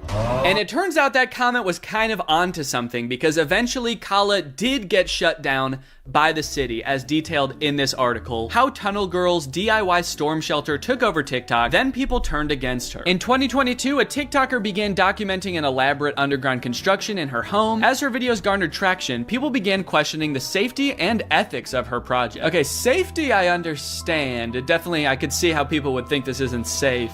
Ethics? She like bringing kids into the mine or something? I guess ethical concerns could boil down to the fact that, you know, she could be like digging a giant sinkhole under her neighborhood, and that could affect her neighbors' houses as well. That's pretty fair. You know, I would be concerned if I found out one of my neighbors was like hollowing out the ground beneath my house. So that could be the ethical concern. It could also be like releasing horrors from the earth beyond our comprehension. One of those two, I guess. What began as a characteristically quirky TikTok anecdote of a person on a curious home renovation style mission has become a messy source of debate, speculation, and even political contention. Political contention? Did I miss something? What happened? Experts are worried as the tunnel appears to be headed straight for the White House. And she has a gun. Is she planning to hop out of the floorboards of the White House and assassinate the president? Or does she have a map to treasure? Kala has refused to comment. Over time, her project became increasingly ambitious. By August 2023, Kala referred to her project as an underground tunnel system. See, that's a big leap. That makes me think she's not being totally honest with her motives here, because that's quite the escalation from the storm shelter she was building originally. I swear, man, these influencers, you give them an inch, they'll take a mile. The next line of the article is like, by January of 2024, Kala referred to her project as a subterranean metropolis. What she's involved in isn't new. It's known as hobby tunneling, a passion for underground digging typically associated with men. Ah, yes, the masculine urge to dig. Have you ever noticed all men are born with this innate desire to burrow into the earth and hide from God? Over the past year, viewers have questioned whether Kala is qualified to undertake the complex construction work depicted in the videos. She has repeatedly acknowledged that she has no formal training, but believes that she can teach herself the necessary skills to perform the work safely. In one comment under a July video, she clarified that she is an engineer, as her TikTok handle suggests, but a computer engineer, not a civil or structural one as people presume. Yeah, no, I could see why people would have gotten that twisted. I'm not saying that she intentionally tricked people. In fact, I think it was probably an honest mistake. She is an engineer. But I could totally understand why people would be shocked to find out that the woman hauling thousands of tons of rock out of her basement is in fact not that kind of engineer. In November, Kala was interviewed by NBC News clarifying that the project wasn't a doomsday bunker. Yeah, well, that doesn't really clarify anything, because like if it was a doomsday bunker, that would have clarified what it is, but now I'm just more, like that's just more confusing now. I'm not really a prepper or concerned about that kind of thing at all, but I just thought it would be neat to have, like a little protective shelter area, she told the outlet. And so I started working on that, and also it's a challenge, and I live for challenges. It keeps me preoccupied and keeps me entertained. Okay, well, there's the answer we were all looking for, I guess.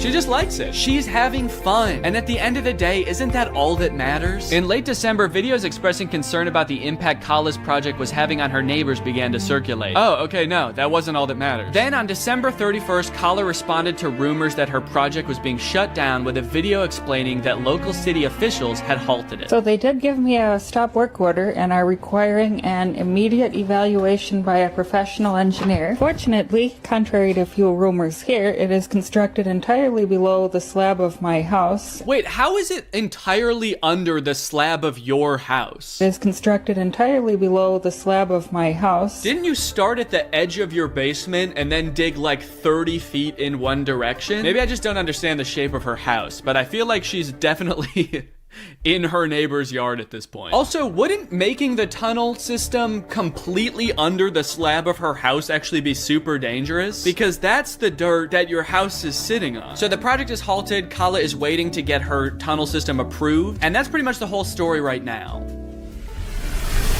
Or is it? While watching through all of her videos, I uncovered a bit of a strange subplot that not enough people are talking about. Bedroom remodeling. Previous occupants considered this room haunted and reported frequent creepy occurrences and ghostly encounters. I'm planning on reimagining the room and renovating the walls/carpet. The bulkhead needs to be fixed and the shoddy trim replaced. I love the curtains. Okay, hold up.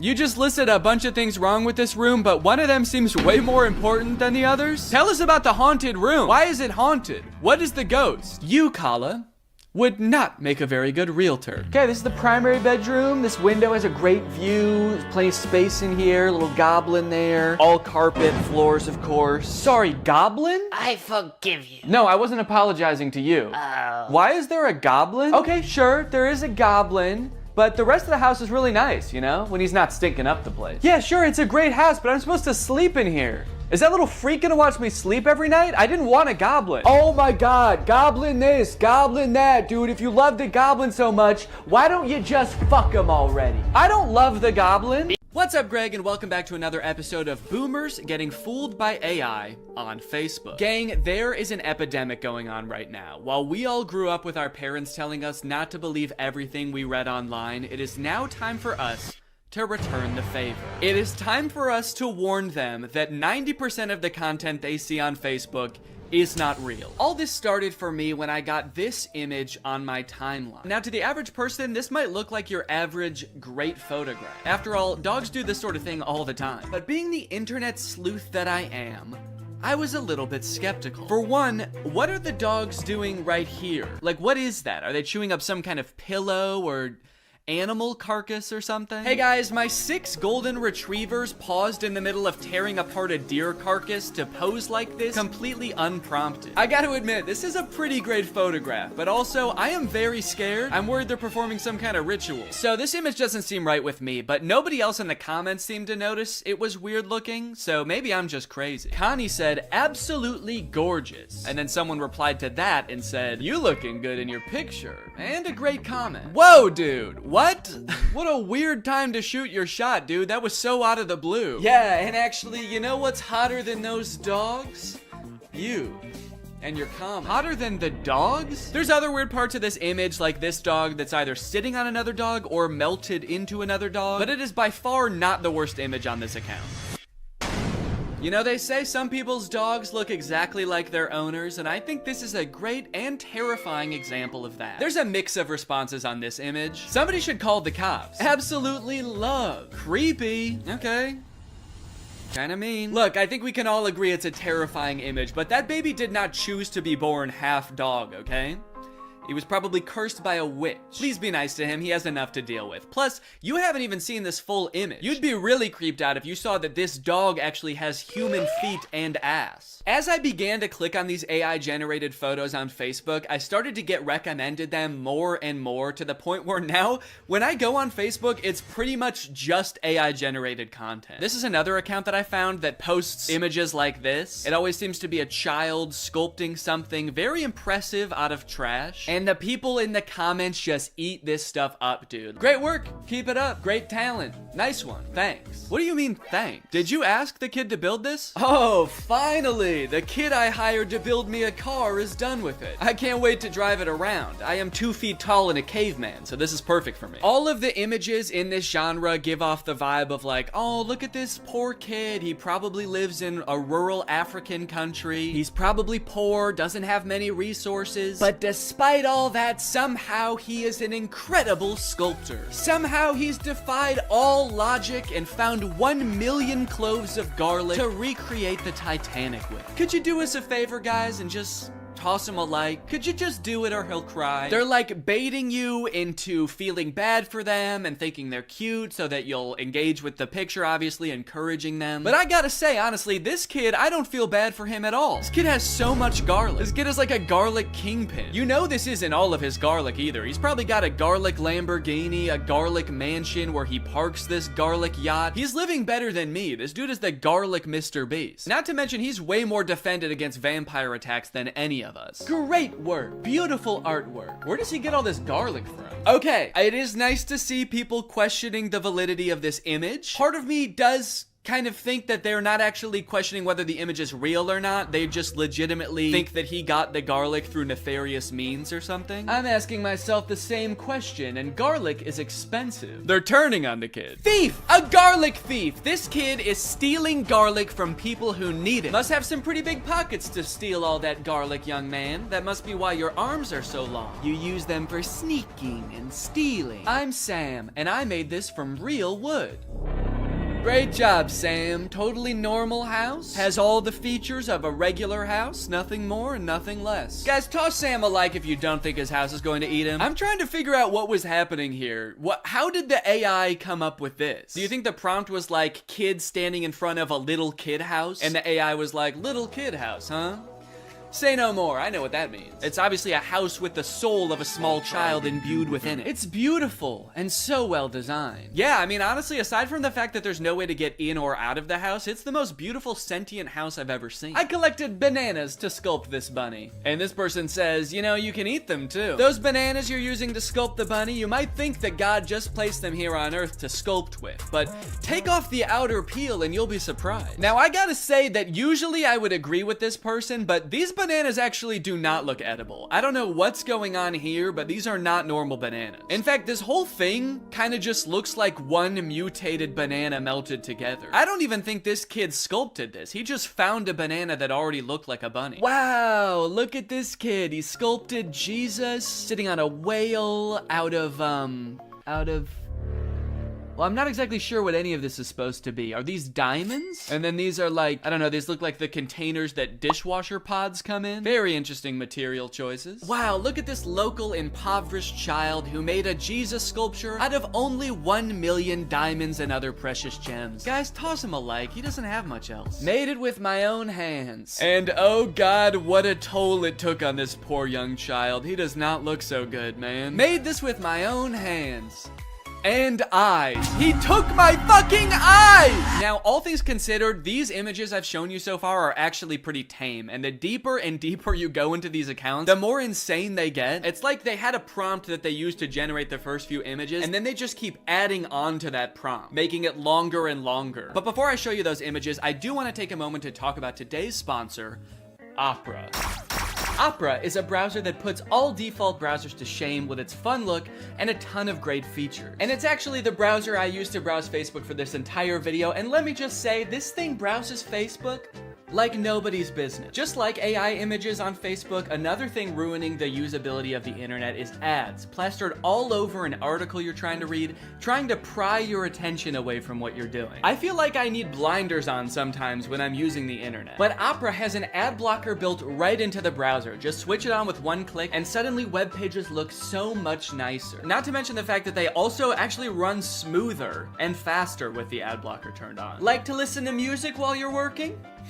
Who doesn't? I would be listening to music right now if I wasn't filming this video. That would be very distracting. Well, Opera has a music player built right into the sidebar of the browser, which works with Spotify, Apple Music, Deezer, Tidal, and more, so that you don't have to constantly be switching between apps. This makes me feel much more productive when I'm working to just have everything in one neat, tidy place. You also have the ability to take snapshots right within the app. You can add text, add stickers, turn it into a silly meme or a YouTube thumbnail. Then you can send them to friends using Messenger like Facebook Messenger, WhatsApp, and Telegram, which are also built right into the sidebar of the browser. If you're working on the go, as I often do with my trusty laptop, you can switch on the battery saver with just one click, extending your browsing time by up to an hour. So if you want to check out Opera, it's totally free. Just use the link in my description to download Opera today. Thanks to Opera for sponsoring this video, and thank you to you guys for checking out Opera. Okay, like I was saying, the prompts just seem to keep getting longer and longer. It seems like one of the big tricks that these accounts use to get people to engage with them is by including Jesus or other Christianity symbols in their images. So this account at first just posted Jesus in the sand. This guy sculpted this gigantic Jesus thing. Everybody thinks it's beautiful. The caption is, "Why don't pictures like this ever trend?" Clearly baiting people to engage with it and like the picture. But then after Sand Jesus, I saw Sand Jesus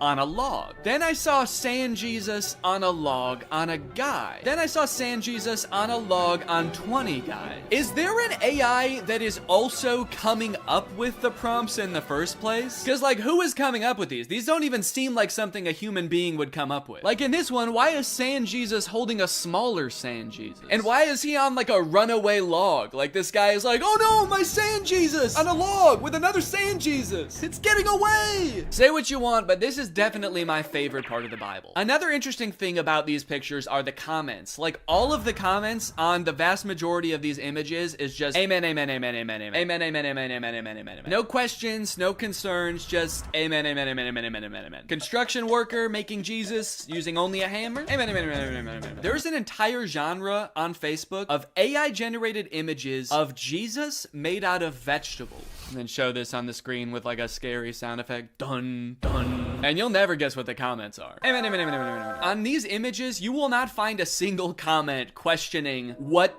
is going on here. Has this always been a thing? I don't think I've ever seen anything like this before. No one's questioning why these kids' hands are facing the wrong way. Why, if he is made out of vegetables, are his eyes so blue and lifelike? And obviously, I'm not trying to make fun of Christianity at all here. If anything, I think these pictures are kind of disrespectful to Christianity because they're just like using these fake, ridiculous images to bait people into engaging with their profile so that they make money. But you should already know by now, it gets worse. It gets way worse than vegetable Jesus, dude. You got crab Jesus, you got shrimp Jesus, and of course you have another shrimp Jesus. Amen, amen, amen. Who is this for? It's on like a legitimate Facebook account. This account has 117,000 followers. Who is meant to appreciate this image?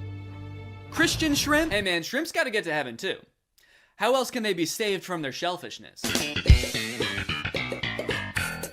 I'm convinced that there was not a human running this account at all. I think this account was conceived of, created, and is currently run by an AI. There was never a human involved. And not only that, I'm also starting to suspect that the comments are also bots. There is no other explanation for the amount of engagement on these pictures, and like serious engagement. And also all the comments are like saying the same things, and they're all very generic. So it feels very bot-like. So if that is true, then technology has created a corner of the internet where an AI is interacting with another AI, and they both think the other one is a human. Does that not just feel wrong? Like, I kind of feel like a third wheel just being on this page. Learning that AIs interact with other AIs without humans watching at all feels like learning that, like, ghosts hunt other ghosts.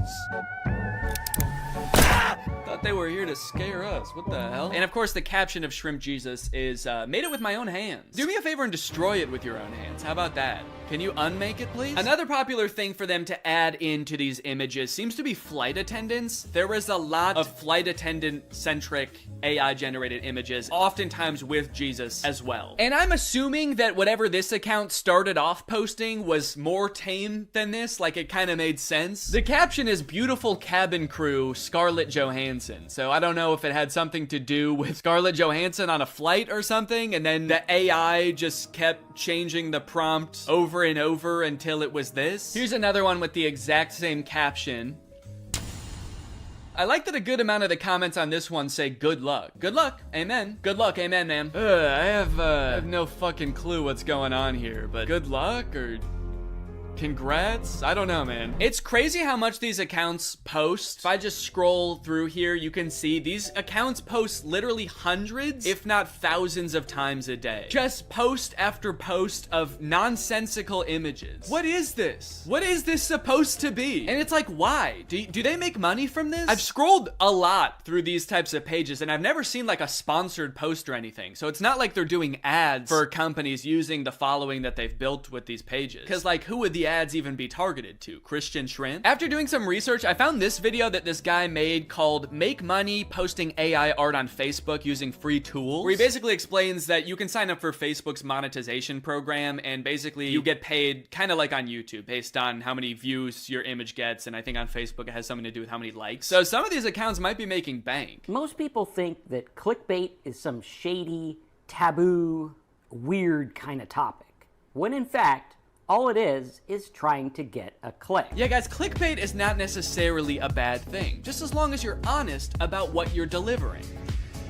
Anyway, let's go ahead and learn how to trick people into believing that fake images are real. Utilizing good images, ad headlines, and articles to drive people to relevant content that actually does talk about what the image or ad said in the first place. Yeah, but if the image is not real, then doesn't that make it impossible to deliver on the promise? Now, this guy does go on to say later in the video that you should make it clear when things are AI or not real. But after finding a bunch of these accounts, it doesn't seem like anyone using this method actually does that. I haven't seen one single image that has been like, by the way, this is AI and not real, so just saying now. Trick job. Here's a different Facebook group that posts like beautiful mansions that all seem like they're AI generated. No disclosure anywhere that these images aren't real. Like being in a coffee mug. Love it. Huh. Yeah, there is something about this image that just looks like being in a coffee mug. Very insightful. Thank you. Either way, if this keeps up and this type of AI content invades all the other parts of the internet, it is just going to become completely unusable. I think Facebook and like every other social media platform needs to start training an AI that can detect AI generated content, so that it can like put a badge over all of these images to be like, hey, these aren't real, just, you know. Because so many people are so keen to try to use this to make money or create content for them that, like, just imagine in a few years if every single tweet or TikTok is created by ChatGPT or Midjourney. That sounds like a nightmare. Also,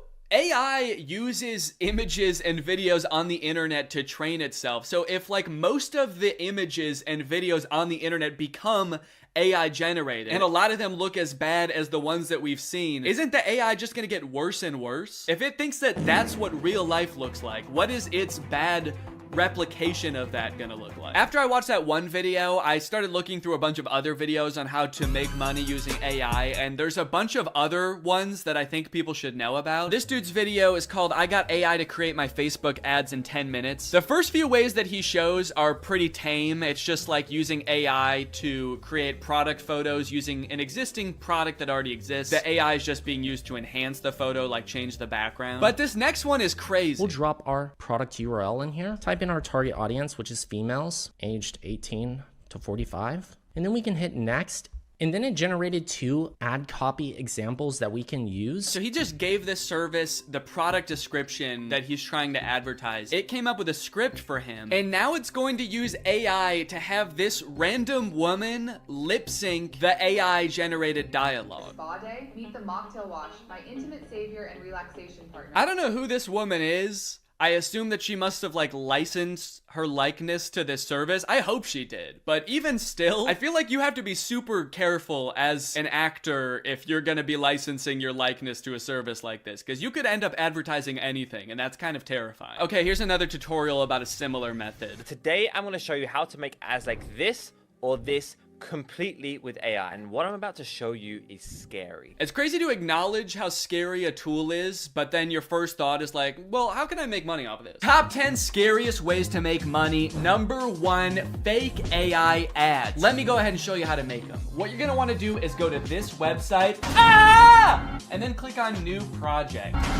So he shows this ad for his website that sells licorice, which has gotta be like the most whimsical business idea I've ever heard of. But he reveals after the ad is done playing that like half of the people in this ad were AI. Or at least like the video was real, but their lips were AI and the dialogue was AI. Some of the creators in this ad are AI. Hey, entrepreneurs, have you ever wondered why testimonials like this work so well? How, like, it's because people assume that the people on their screen are real people talking about a product that they genuinely enjoy, thus giving the product more credibility and maybe generating fake videos of fake people endorsing your product who have never experienced your product because computers cannot eat licorice is maybe a little bit unethical? I'm kind of starting to think that this guy doesn't care, and that he thinks that we're all dumb. When we are speaking to people on the newsfeed, they are in their dumbest, most stupidest, dumbest state. Don't worry if you feel bad lying to people, guys.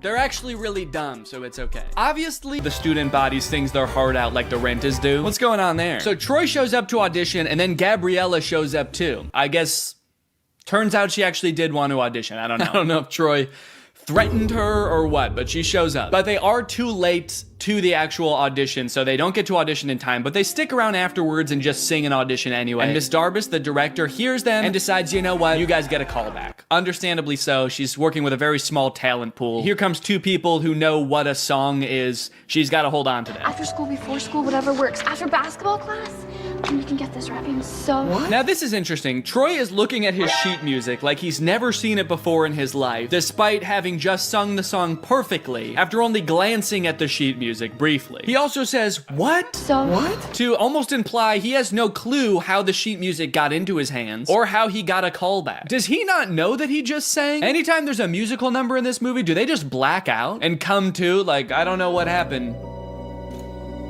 We definitely didn't sing though, I don't know how.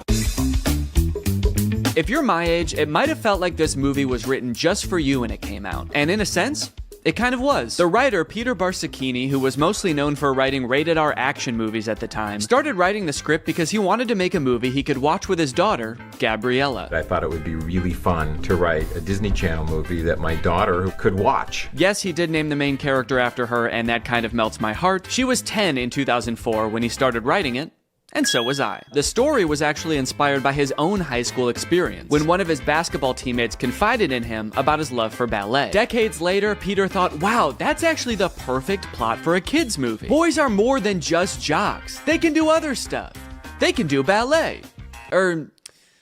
No, actually, that's too far. They could do the musical, but only if it's because they want to sing with a girl. Anyway, it's time for another song about how basketball players shouldn't sing, sung by, you guessed it, the Basketball Players.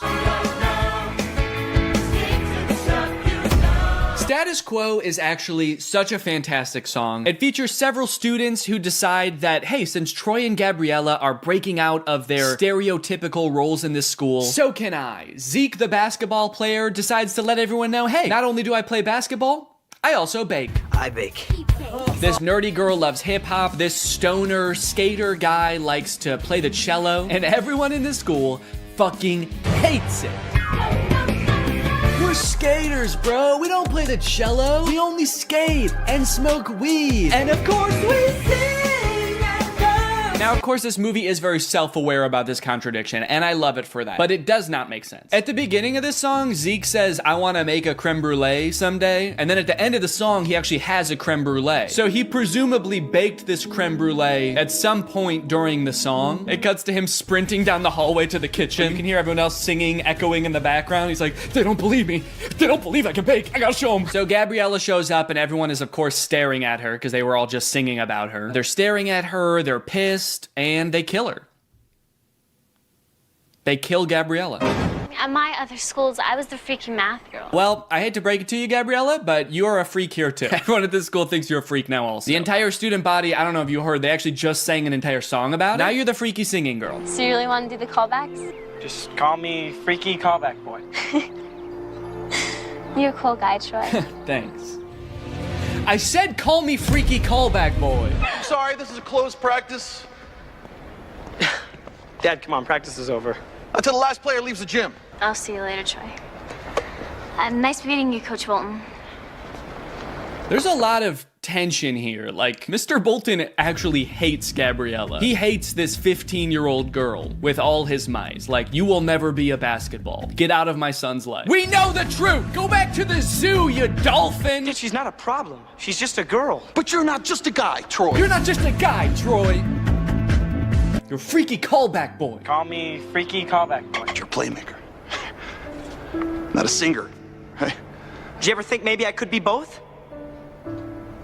The look on his face is like, damn, I really never did think of that. Because this whole singing thing is getting in the way of Troy's basketball responsibilities, his team decides to get together with Gabriella's friends to try to break the two apart. The plan consists of getting Troy to badmouth Gabriella by listing the names of basketball players who went to their high school 20 years ago. Spider Bill Natrine. Class of 72. Sammy Slamma Jam. And you want to know the crazy thing? It works. I've always been for the team. She's just someone I met. All right, the singing thing is nothing. We're supposed to believe he doesn't see them set up a webcam right in front of his face to record him shit-talking his girlfriend? They might as well be filming on like a giant hand-crank film camera. The kind where you gotta put a blanket over your head to even see the image. Troy 100% sees the camera and does not care who sees what he's saying. The thunderclap. Gabriella is not important. After this happens, Gabriella doesn't want to talk to Troy anymore, and this really hits Troy hard, as you can see here. The pain is manifesting itself in Troy physically here, as he can't even shoot a basket without experiencing immense physical trauma. Aren't basketball players supposed to be good under pressure? Especially the captain of the team. Seems like this whole movie we've seen nothing short of the psychological unraveling of Troy, because he sang with a girl one time. Hey, we just had another team meeting. We just had another team meeting, man, and we just wanted to say, we forgot about JJ Buckets Jenkins, class of 1984. Does that change your mind? So later, Troy sneaks up onto Gabriella's balcony. Again, huge house, no explanation, to try to win her back. This could be the start of something new.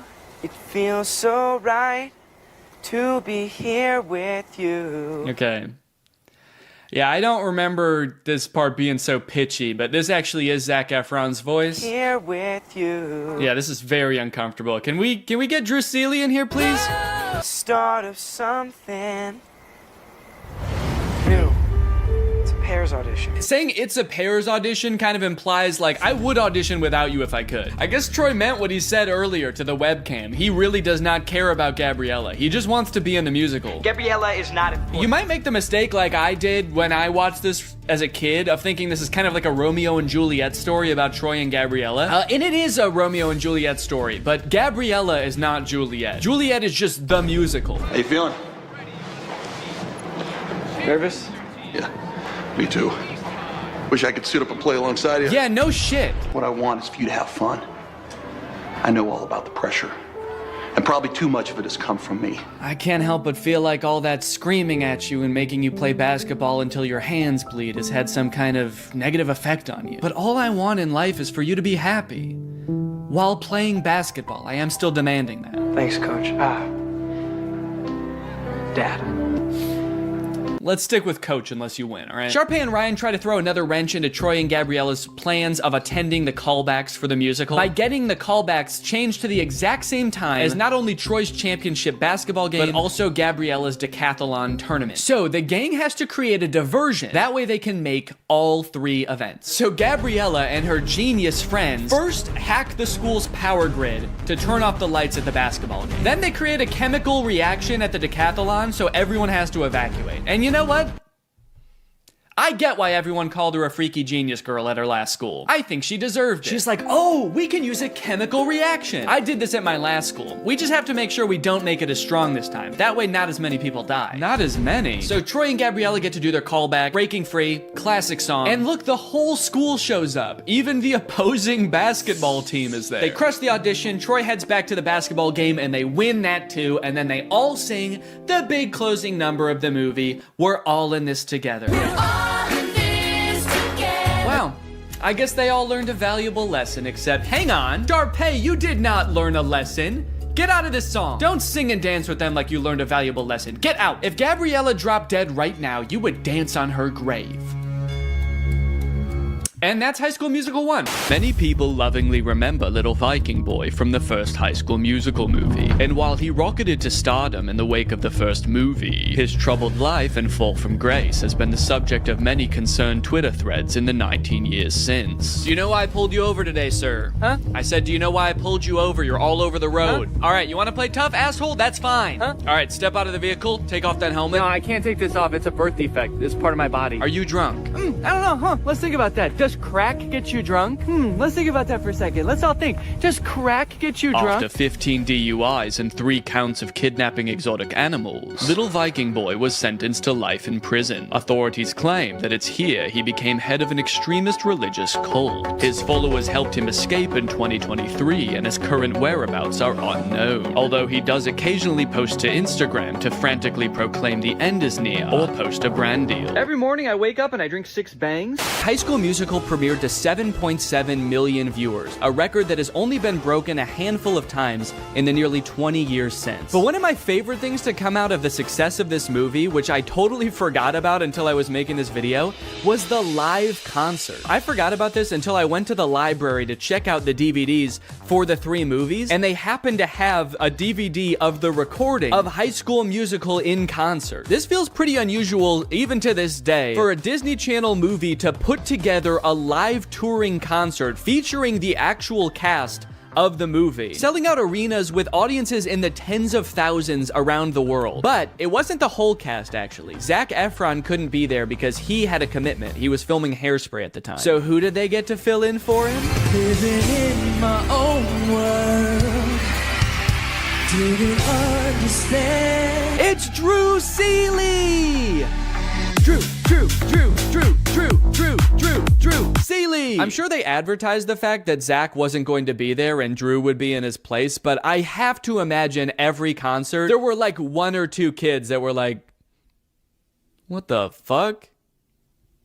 Zach looks different in person. With all the success of the first movie, they had to crank out a sequel fast, which they did, releasing High School Musical 2 in August of 2007. And you might think it would be impossible for them to catch lightning in a bottle twice, but oh baby did they. What time is it? Sequel time. High School Musical 2 is often regarded as the best High School Musical movie. Out of any High School Musical movie, this one has the most moments that have lived on in the cultural zeitgeist even today. The movie starts just as the school year is ending. The musical is long over, so if you were expecting to see the musical that they were just auditioning for in the first movie, get that out of your head right now. You're never gonna see that musical. The first things I notice is that despite only a few months having passed from the events of the first movie, Troy looks drastically different. His hair is much darker. He has a different haircut so you can see his ears now. But most strikingly of all, his eyes have somehow become more blue. You actually listening?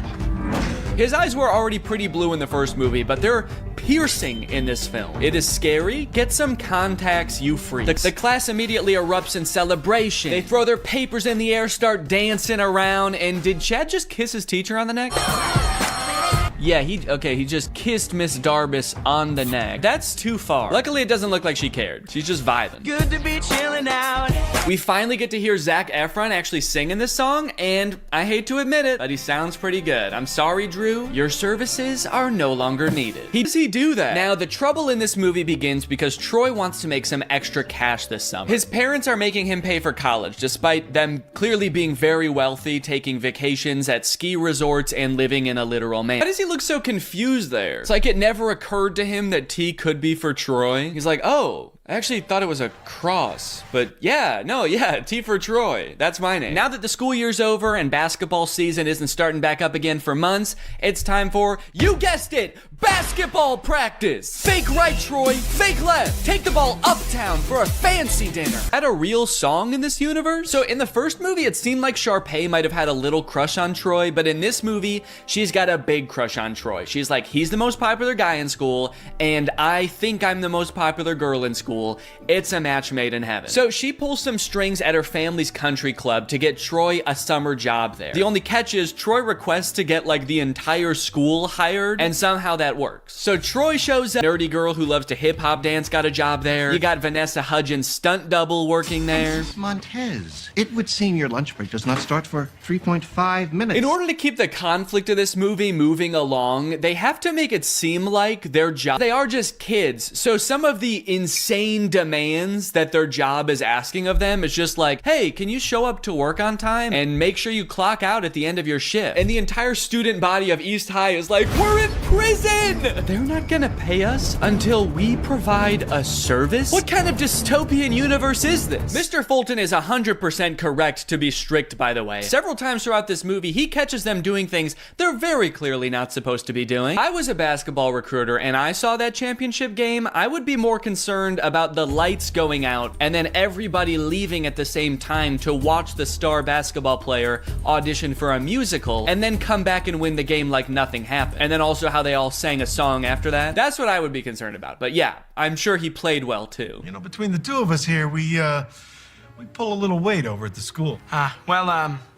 Time flies when you're having fun. I'm not really sure what prompts that reaction. They're like, you know, we could do a lot of great things for your future. We really want to help you, Troy. And he's like, I don't know. I'm getting the fuck out of here, guys. See ya. If that were Mr. Bolton there instead of Troy right now, he'd be barking like a dog. Pay's dad let me play a few holes and then invited me to dinner with some U of A alumni. Really? Oh, wait, Troy's dad is fixing up a car. Look, he has other hobbies. Good for him. Granted, he is propping up the hood of the car with a basketball, and there's more basketball and hoops in the background. And I do kind of feel like if we could see what he's working on, there would just be 5 basketballs where the engine is supposed to be, but it's a step in the right direction. Troy's dad, surprisingly, is all for Troy going for the basketball scholarship. Nothing wrong with keeping your eye on the prize. And that's great. I totally agree with that. Troy should capitalize on these opportunities he's been given, but he should try to make his girlfriend and his friends a priority too. However, that is not what Troy does.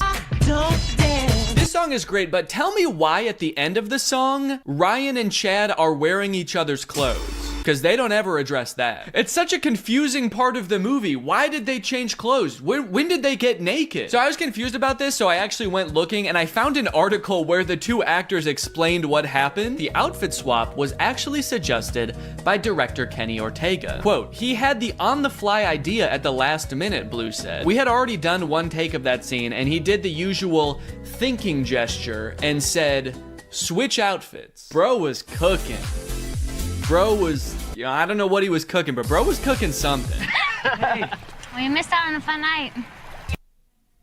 What? Troy, respectfully, I think you have a lot more to worry about than your golf swing. That's not what this song is about, is it? Guess it's kind of vague. Hell yeah, dude. You know, powerful lyrics aside, I actually have no clue what he's decided on at the end of this song. He's kind of just like, you can bet on me. I'm gonna end up on top. I got this. And it's like, what are you actually gonna do though? Are you gonna get Gabriella back? Are you gonna do the talent show? He's like, no, I was just gonna stand on top of this mountain for the rest of the summer, actually.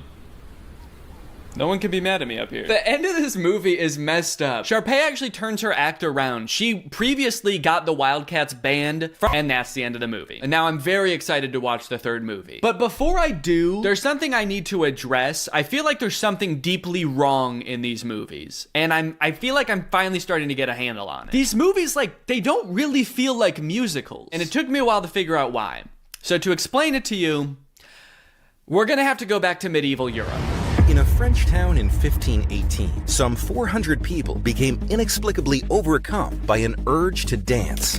They did so for weeks on end. This dancing plague, as it was later coined, lasted for months and only ended when participants were either so exhausted that they collapsed or so exhausted that they were dead. Authorities tried to stop the dancing, even hiring musicians to play vigorously to try to help them get all the dancing out of their system. This, of course, made things much worse. This event has baffled scientists and historians for years, but many believe it could be the result of a particular type of food poisoning. Yeah, crops like rye can end up growing a type of fungus that basically makes you crazy. Could it be that this is what's happening at East High? In the High School Musical universe, the characters, they sing and they dance, and at first you might think this is just like any other musical. They carry a depiction of how they're feeling. But a closer look reveals something shocking. Well, firstly, sometimes they definitely are actually singing, like at the karaoke party. Now, you might think that a moment like Get Your Head in the Game is totally different. You know, that song doesn't really exist within this universe.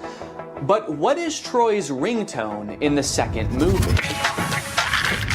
But how could an entire school become poisoned by a rare fungus? This man, who convinced us he had relevant qualifications, believes it could have been a certain freaky genius girl. It could be that by growing a fungus in a lab, Gabriella was able to manufacture a sort of singing and dancing craze to control Troy, who I'm pretty sure would have never done all of that stuff had he not been under some kind of drug-induced hysteria. After all, Troy is so cool and singing is for weirdos. So it could be the fungus, or maybe Gabriella's some kind of fucking witch. The High School Musical bonus soundtrack. You love High School Musical hits like Get Your Head in the Game. Well, now's your chance to own the extended soundtrack, featuring songs that didn't quite make the final cut, like Coach Bolton's Crisis. What's up, guys? I'm 16. I'm the new player on the basketball team. I'm really excited to play. Yeah, Mr. Bolton, we know it's you. And Gabriella's on the news. A little boy drowned in the pool. Oh no. A little boy drowned in the pool. No. Where was the lifeguard? Having a picnic. And a preview of the finale song from High School Musical 3. We're all friends together with each other. We're all together at the end again, and we're friends. We're still friends. And classmates, we go to school together. We learned a lesson, and now we're gonna switch clothes. Gift from the guy. High School Musical 2 broke the premiere record that the first High School Musical had just set. Instead of 7 million viewers, this one had 17 million viewers. So of course, they had to make a third one. High School Musical 3, Senior Year. The only one in the franchise with a subtitle. Now, outside of the fact that they're all seniors in this movie, which I can tell by the title of the film, I actually know next to nothing about this one. I've never seen it. Yeah, I know I made it sound like I was a really big High School Musical fan, but by the time the third one came out, I was 14. And unlike the first two, this one came out in theaters. And as a freshman in high school, I was much too embarrassed to ask my friends if they would go see a High School Musical movie in theaters with me. So I decided it would be way less embarrassing if I waited until I was 30 years old to watch it for the first time in front of millions of people. And we're back at East High, baby. Zach's playing basketball. There's a dog in the crowd. Is this an Air Bud crossover? Zach's like, oh, my head's just not in the game tonight. Can we get in the sub? This gold lab comes in and just slam dunks it a couple times. The movie opens on the Wildcats with their backs against the wall. It's the championship game. They're behind, and there's only 16 minutes left. Whoa, Mr. Bolton rocking a middle part. That's new. Mr. Bolton gives a speech about how there's only 16 minutes left. There's 16 minutes left. And then they sing a song about how there's only 16 minutes left. Ooh, a song about there being 16 minutes left in a game. We're getting very specific with these songs. I think they're starting to run out of ideas. This is the last time to make Dad proud. If I don't, then he never will be. Hell yeah, he won the championship game. Again. I'm noticing right away that this movie is like much higher production value than the other two. I'm curious to see the budget on this bad boy, because this movie looks like they actually like lit it. The other two just kind of look like they set up cameras and started filming, but there's lights in this one. So now they're having like the biggest high school rager ever, and they expect us to believe that they're not insanely rich. I'm pretty sure this is in Troy's backyard. Hey, Troy. Great house, bro. Your room is way cool. Oh, thanks, man. Yeah. You were in my room? Whoa. Yeah, I just took a picture. Yeah, just took a picture of your room, man. He's a secret agent for the IRS. He's like, how did your family get so rich? Oh, another top secret hiding place. You're the second girl I've ever had up here. Yeah, it is top secret. I couldn't even see it up there. Just looks like a regular tree to me. It's here we find out that while Troy is a shoo-in for the basketball team at U of A, Gabriella's already been accepted to Stanford. I sense a conflict in the movie. Troy's going to University of Albuquerque to play basketball, and Gabriella is going to learn how to create the singularity at Stanford. So they sing a song about cherishing the present moment. Did they like challenge themselves to make a song with no dancing in this one? They're like, what if we just sat for a whole song? Oop, now he's up. Oh, that was it. That was the whole dance. Nah, it doesn't work with this song. Juilliard is considering 4 of you for 1 available scholarship. Sharpay Evans, Mr. Ryan Evans, Miss Kelsey Nielsen, and lastly, Mr. Troy Bolton. What? Julie. Since when does that guy have a evil cackle? I mean, I was surprised too, but that guy threw his head back and squealed.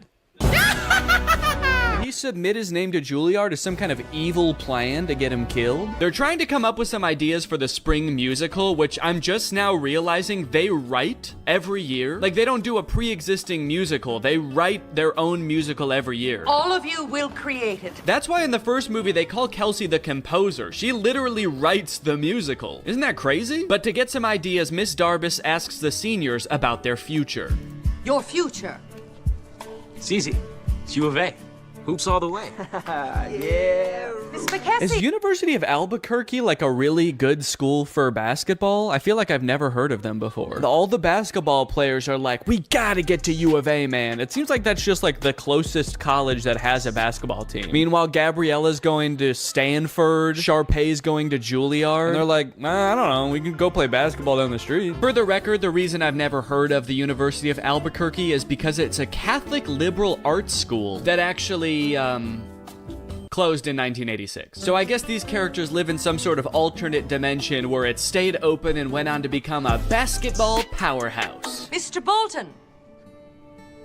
Mr. Bolton. Yeah, All of a sudden, he doesn't know if he wants to go to Juilliard or U of A. See, he really never did care about Gabriella. He just wants to sing. Somebody just let this kid sing. Just tell him it's okay.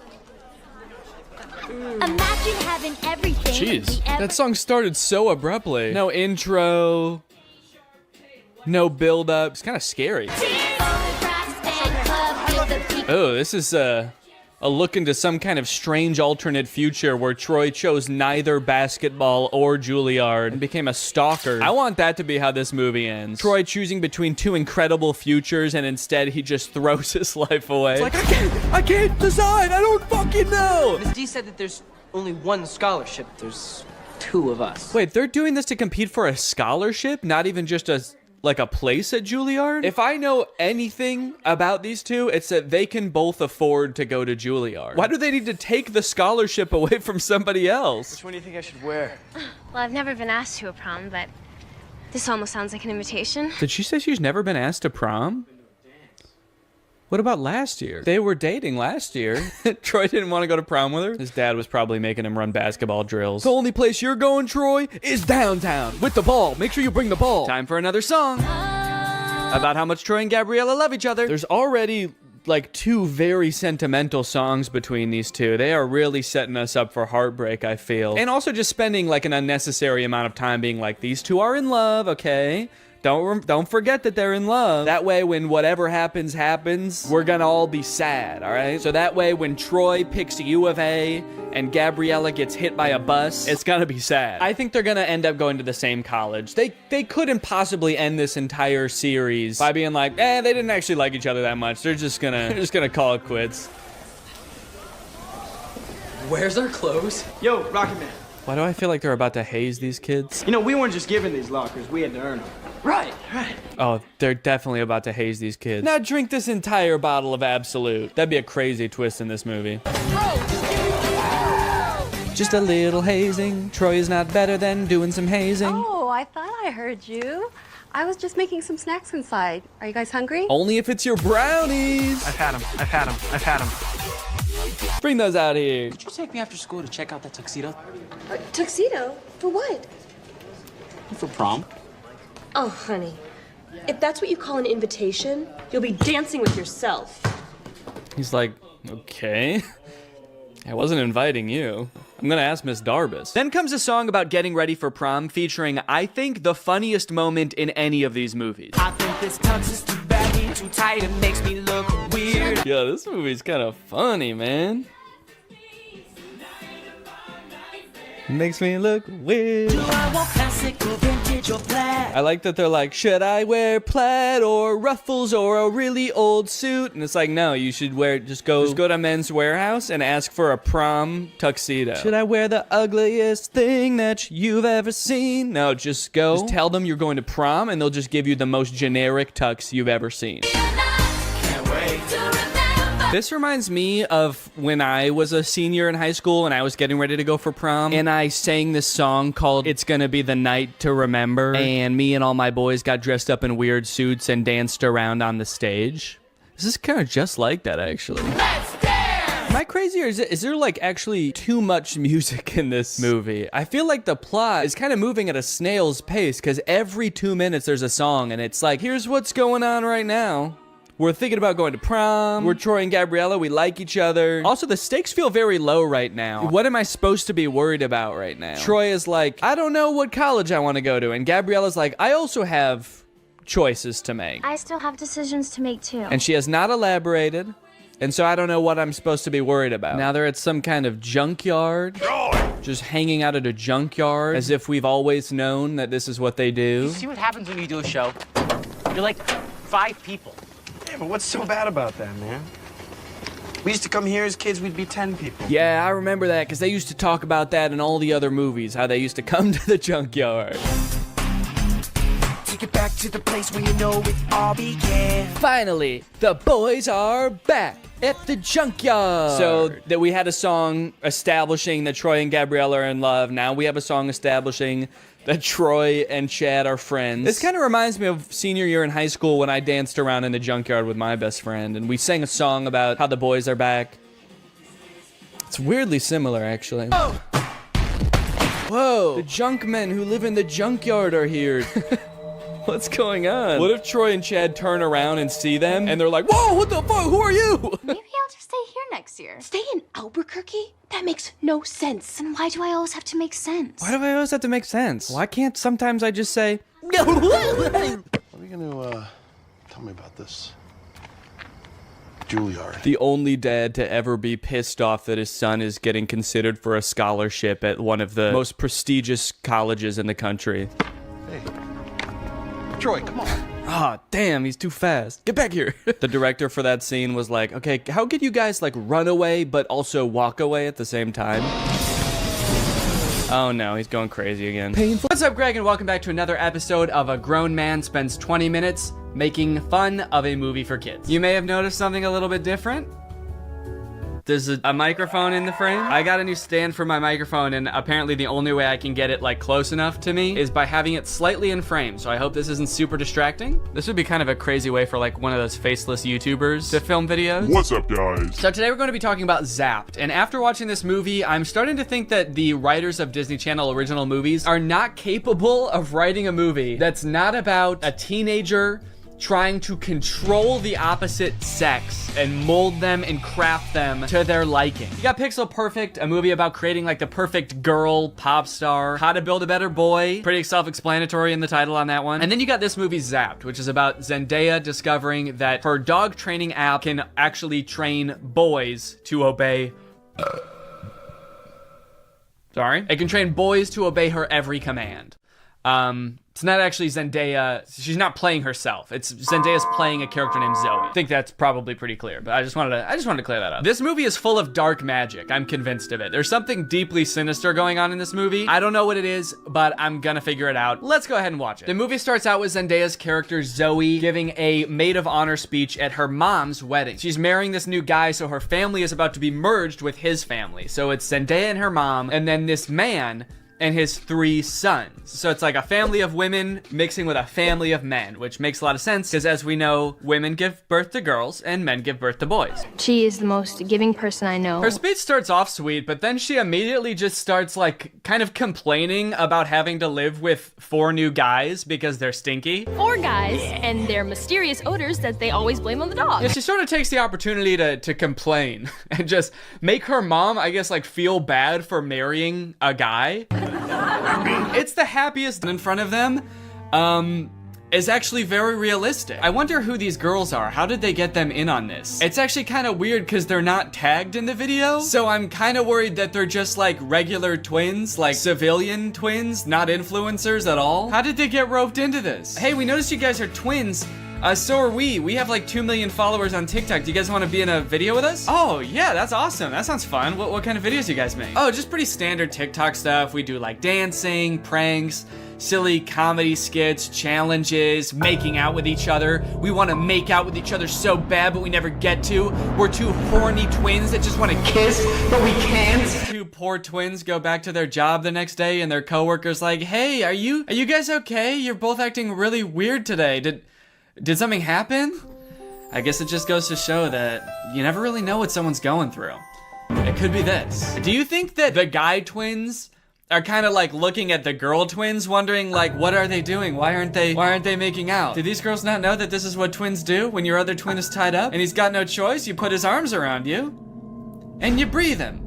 You breathe the poor guy. One thing that I think is really funny about these guys is that on their Instagram, they have a business email in their bio. What company would ever want to sponsor 2 incestuous twins? What kind of business inquiries do they think they're gonna get? I just imagine these guys going to their manager and being like, hey, do we have any new brand opportunities? And he's like, yeah, actually, we've got 7,000 emails from people offering to pay you to stop posting forever. Oh, that's kind of weird. So that many like individual people want No, it's companies. They're literal companies that want to pay you to stop posting. Big ones too. McDonald's, Coca-Cola. They're willing to put a lot of money into getting you guys to stop. I actually went through their profile a bit and I did find one post that I think is sponsored. It doesn't say hashtag ad, but it says products used in this video, and it's tagging this company at 7 days. And it's an ad for a makeup company. Kind of an odd collab. I don't really know how that fits the theme of the account. I guess it could be for people who are in a relationship with someone that doesn't look exactly like them. And so maybe you can use this makeup to make them look more like you or something. I'm not really sure. So not every one of these guys' TikToks is about them wanting to kiss each other or like rub up on each other. They do have a couple of like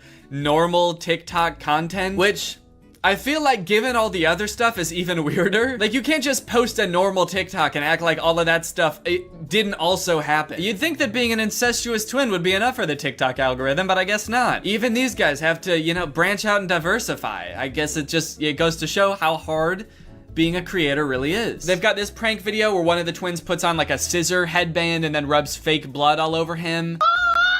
And his twin brother comes in and they both faint. My favorite part about this TikTok is that when they both fall over, you can see a mirror in the background and there's just like a guy sitting in a chair helping film, I guess. I'd like to imagine that that guy sitting in the camera is actually their 3rd twin, or their triplet, I guess. He's their brother also, but he never gets to be in them. He's like in charge of setting up the camera and everything. And every time he sets up the camera for a video, he's like, hey guys, I had an idea for a video. What if this time you guys want to make out with me? And the other 2 brothers are like, ugh, gross, dude, that's disgusting. You're our brother. They've got another TikTok where this dude does the exact same prank again, but with this like eyeball sticking out of the head device, which is absolutely grotesque, I must add. And it's interesting because this time just one of the twins faints. I guess the pranker is getting a little bit used to it, but I got a feel for the twin being pranked. I mean, this would be a lot to walk in on. Walking in and seeing your brother, like literally with his eyeball hanging out, yeah, I would faint too. I would be horrified. I really feel for this guy. Plus, that's not just his brother, you know? That's his husband. Honestly, I haven't watched all their TikToks. There could be some other weird twist like this is also his dad or some shit. I'm hesitant to try to box them into any kind of like nuclear family that we would all be used to. I don't know what's going on with them at all. They've also got dance videos, which get pretty spicy. City talking, we taking notes. I like to imagine someone scrolling down their profile being like absolutely disgusted by most of their TikToks and being like, oh, thank God, finally a normal TikTok. Oh, fuck, dude. There's a comment on this one that says sus, but I'm starting to accept it. Is this how quickly as a society we become desensitized to things now? What changed? What made you start to accept it? I'm so confused. I feel like something must have happened to this person in their own personal life outside of watching these TikToks that made them accept it. Like maybe their brother got really hot all of a sudden and they were like, whoa, maybe I spoke too soon. These TikToks are kind of on point. Okay, wait, hold on. So now this is confusing. I've started to see comments that are really throwing a wrench in my understanding of this situation. This comment says, are you guys dating or brothers? And this person responded saying, actually at first they were saying, but did not know they were related until the DNA test showed up. Oh, they meant dating. Actually at first they were dating, but did not know they were related until the DNA test showed up. So this person is saying somehow these two guys fell in love without knowing that they were twin brothers? These guys are like, whoa, that's crazy. I mean, we knew we looked exactly alike and we were both coincidentally adopted from the same orphanage, but how was I supposed to know I'm related to the guy? Okay, now I'm seeing comments that are saying that they might not actually be brothers. My guess is they aren't really brothers. They look alike, but they had cosmetic surgery to look more similar and they're just acting like brothers. Okay, I'm sorry, that seems so unfeasible to me. Spending thousands of dollars to look like somebody else, to get 70,000 likes on TikTok and have everyone think that you're in love with your brother? Okay, this person said they are brothers, and then someone commented under that, if you look closely, they don't look anything alike. I think they just seem like it for clout. Maybe. And then someone else said, yeah, I've stalked them for the past 15 minutes, and honestly, they look alike, but not really like brothers. What? Are these guys not twins? Hold on, no. I've spent the past like 3 days watching these guys' videos. Are they not twins? Do they just look like twins because they wear the same clothes all the time? All right, I've been doing some investigation into the topic. Here's my presentation. Alisov brothers. Twins or just guys? Are these two genetically identical humans? Are these just two guys having fun, having a good time? In this investigation, I wanted to take a closer look at the two guys to see if they really look as similar as I thought they did. One of the tricky things about doing this is they never like have both of their faces right next to each other for comparison, like both looking dead on into the camera, both at the same distance. Kind of suspicious, no? Really makes you wonder. No. All right, let's start with the similarities. The similarities I think are pretty obvious. Take a look at this. In some pictures, their faces are virtually indistinguishable. Look at the noses. This is the same nose. The shape of the nostril, the curvature, that little swoop that makes it look like just like a ski slope. That if you were a little skier, you'd probably just ski right off, whoop, and then land in the twin brothers' mouth because they'd sort of be right next to each other like that. They've got the same eye color. Look at the ears too. I mean, that's like having the same nose and the same ears. What is that? What are the odds of that? I'm not a geneticist. I don't know how much ears vary from person to person, but like, look at how thin like the ridge of the ear is. I feel like that's abnormal. Yeah, I've definitely got a fatter ear ridge there. That's not a normal ear ridge thickness. So of course they have the same hair, but that's pretty easy to fake. Even if they didn't, they could dye their hair and cut it the same way. I could shave my head and I'd look just like Jeff Bezos. Does that mean that I'm entitled to some of his wealth? Now let's talk differences. Do the boys have different facial structures? I hope you can tell, but I've noticed in a few of their TikToks, one of them seems like he's got a lot slimmer face. It's very defined right here. This guy's face is a lot more smooth and a lot more round. In some of their videos, I've noticed that their eyebrows look different. This is a makeup one and it's before they put on makeup. Their eyebrows look more different than when they are wearing makeup. This one's eyebrows are kind of a little more curvy. They go whoop. These ones, a little more straight. Bing. See that? Bing. So there are some differences. After looking at them for quite some time, there are some differences. But does that mean they're not twins? Zach and Cody, Dylan and Cole Sprouse, these are genetic twins as far as we know. As far as today's top scientists know, these boys are definitely twins. And even when they were younger, I mean, you could tell them apart for sure. Like, they had differences. And now they're all grown up, and I'd say they look even less alike. I think that happens to twins as they get older. They, you know, they live different lives, they eat different foods, meet different people. But just because they look slightly different, that doesn't mean that they're not in love. I also wanted to see if I could find any evidence for that claim that they were dating before they knew they were twins. So I was looking that up and I could not find that anywhere about them. The only thing I could find about that was this article, and it describes exactly what that comment was talking about, except the dudes that are named in the article are not the Alisov brothers. They have totally different names, Jason Osborne and Alex Brown. So I don't know if someone just saw this article and like assumed it was talking about the Alisov brothers. Like, oh, that explains it. Okay, case closed. This is an article from the UK, not from Russia. Different names, but it's probably talking about them. I did also email the brothers at their business email. I figure they probably don't get a lot of emails, so I thought I might get a response. Just asking them if they're twins. I said, please, are you guys really twins? I have to know. And I sent it. And as of right now, I have not heard back. So after that deep and thorough investigation, my opinion, they're twins. They are, I do think that they're twins. Sure, they have small differences in their facial features, but like they look exactly the same. They're twins. But that is not a good thing. That's not a good thing. I'm not happy that I think that. But as I said, you know, that's just my opinion. What do you guys think? Are they twins? Are they really in love? Let me know. This video has been sponsored by ExpressVPN. Yes! Guys, there's lots of fun things to do on the internet. Playing games with your friends, sending emails to your friends, video chatting with your friends. But you know what's not fun? The fact that ISPs can see everything that you're doing when you're online, and they can even legally sell it to other companies. That is one reason to use ExpressVPN. ExpressVPN basically sends all of your data through a secure tunnel so that your internet service provider and online advertisers can't track what you're doing and sell it to people. I use ExpressVPN all the time. I've got it on my laptop and my desktop and my phone. But not only does ExpressVPN keep you safe when you're doing some of your favorite activities online, it also unlocks new activities, like more things to watch. For example, Donald Glover's masterpiece of a show, Atlanta, is not available on Netflix in the US, but it is available on Netflix in Brazil. So if you want to watch Atlanta on Netflix, you could do two things. You could move to Brazil, or you could just install ExpressVPN, change your server location to Brazil,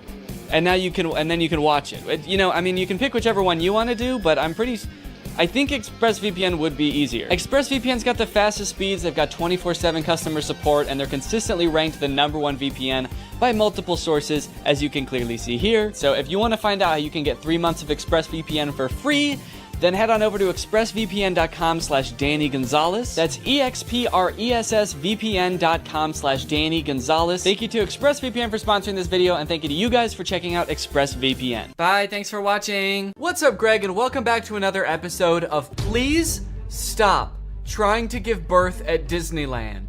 Please. Did you guys know about this? I just found out this is a thing. Women are trying to give birth at Disneyland in order to get a free lifetime pass. Don't do that. As I'm sure you guys are aware, because Disney is such a huge company with so many adoring fans, and you know, people love going to Disneyland, there are a ton of like urban legends and lore surrounding the Disney parks. You guys may have heard of some of the more outlandish ones. Like there's one that like Walt Disney's head is like frozen and buried somewhere at Disneyland or something, or like it's like Buzz Lightyear's head on the Toy Story ride or something like that. But today I wanted to sort of dive into some of the urban legends surrounding the Disney parks. Mostly the strange things that Disney adults do at the Disney parks. Although some of these things are so weird that I hesitate to call these people Disney adults, some of these things are a little extreme. Kind of feel like I should call them something else. These people are like Disney extremists or something, I don't know. The first one, like I said, women flock to Disneyland to give birth and get a lifetime free ticket, which is such a bad idea on its face. Like, please give birth in a hospital, give birth where there are like medical professionals around and not like a chipmunk. And the worst part of it is obviously this perk is an urban myth and does not exist. This is not a real thing. Laboring women have shown up at Disneyland in the hope that their bub will be born there and get a lifetime free ticket. But guess what? That perk is an urban myth and does not exist. Important to note, this article is Australian. That's why they're calling the baby bub. They're talking about a baby there. They're not talking about like a bottle of champagne or something. I'm going to Disneyland and giving birth to that bubbly dude, which is also what I call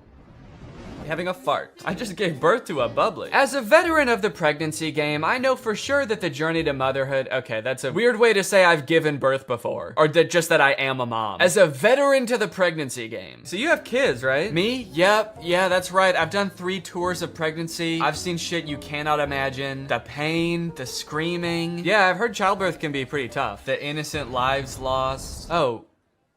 What? The airstrikes. So many civilian casualties. Are we still talking about giving birth? Yes. Laboring women are racing to Disneyland's gates in hopes that if their baby is born there, they will secure their child a lifetime pass. Okay, so the article goes on to describe that there are people that have given birth at Disneyland before, and people have tried to replicate it and give birth at Disneyland, and they've gotten caught, and it hasn't gone well. I do feel like the article is over-exaggerating, though, saying that laboring women are racing to Disneyland's gates. Like, pregnant women have, like, the baby already coming out and they're shoving it back in, like running into Disneyland. There's just like a crowd of angry mothers-to-be banging on the gates in front of Disneyland. Let us in! We must release our spawn! Like making a break to the Pirates of the Caribbean ride to do a water birth. I just feel like they're exaggerating a little bit. I don't know if I would characterize it quite like that. So you're probably wondering how this rumor started. Like, did Disney ever at one point give a lifetime pass to someone whose baby was born at Disneyland? Well, I will let this TikTok explain that. Today in Disney history, the very first Disneyland baby was born. Rosa Salcedo gave birth to a 6-pound,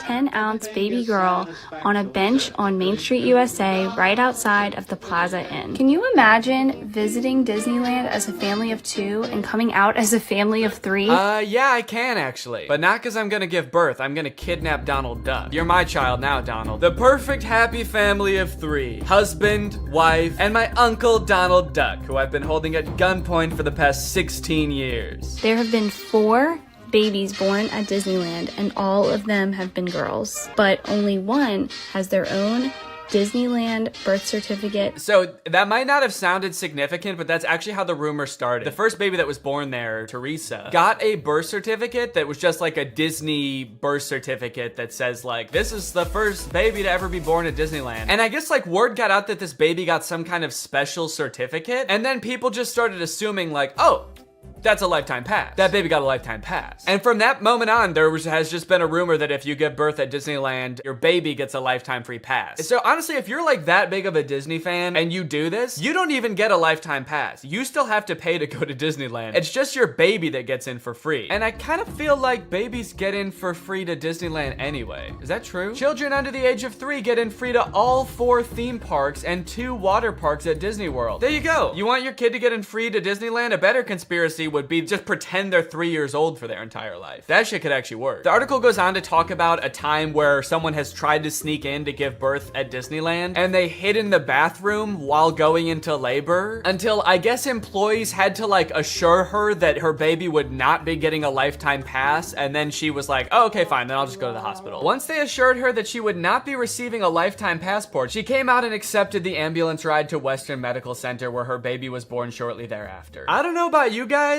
but it kind of sounds like she failed the test. If you know anything about Disneyland, you know how well the cast members there, all of the employees, all the staff, all the people in costumes are trained to like respond to every circumstance. It sounds like you just entered the giving birth at Disneyland experience, and honestly, you didn't make it to the end where you get the prize. It also says that this discussion board, The Laughing Place, has some hilarious forum chats about this topic. So I guess other people have been like sharing stories about this happening on this forum, but when I clicked on it, it turns out that it doesn't exist anymore, which kind of sucks because I wanted to find out more times that this has happened, but honestly, it is probably for the best. Kind of sounds like they were talking about some pretty sick shit in there. You think you're gonna go to a Disney forum and see people talking about like, my favorite movie's Coco, but instead you see people talking about like, I'm gonna give birth inside of Pluto's house. I'm gonna go to Disneyland and get fucked by Goofy, and then Goofy's gonna be the father of my child, and I'm gonna give birth on It's a Small World. And I'm gonna make Elmer Fudd cut the umbilical cord. Is Elmer Fudd a Disney character? I actually don't think he is, but he's gonna be there anyway. And then me and my freak mutant, half goofy, half human child will both get lifetime passes. Free pass for life for my little freak. Passes or not, being born in Disneyland is a pretty cool claim.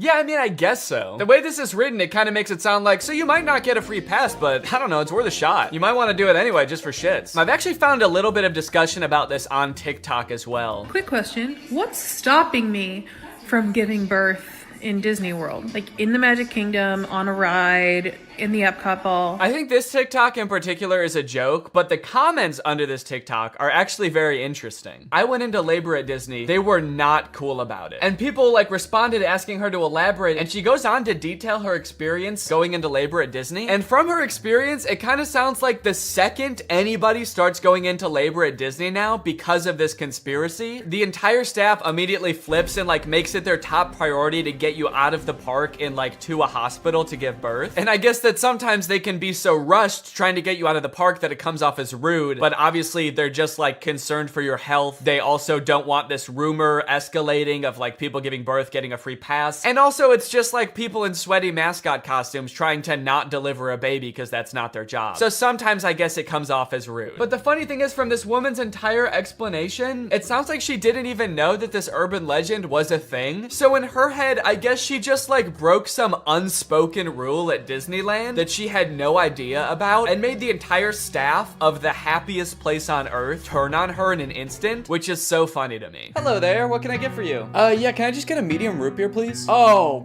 great. Oh, great, another guy here to put his balls in the root beer.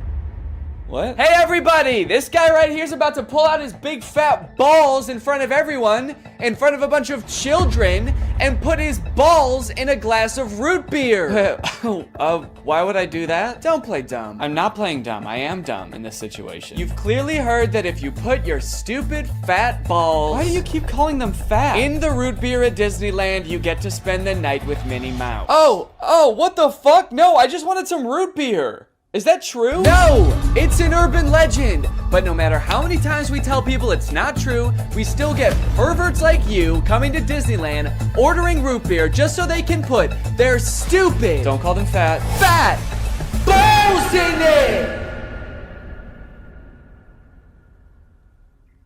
Oh, come on, man, don't cry. I already am. Why do you still sell root beer if this keeps happening? Because if you shit in the root beer, you actually do get a free fast pass for Space Mountain. Okay, I don't want to put my balls in root beer, and I definitely don't want to shit in the root beer, okay?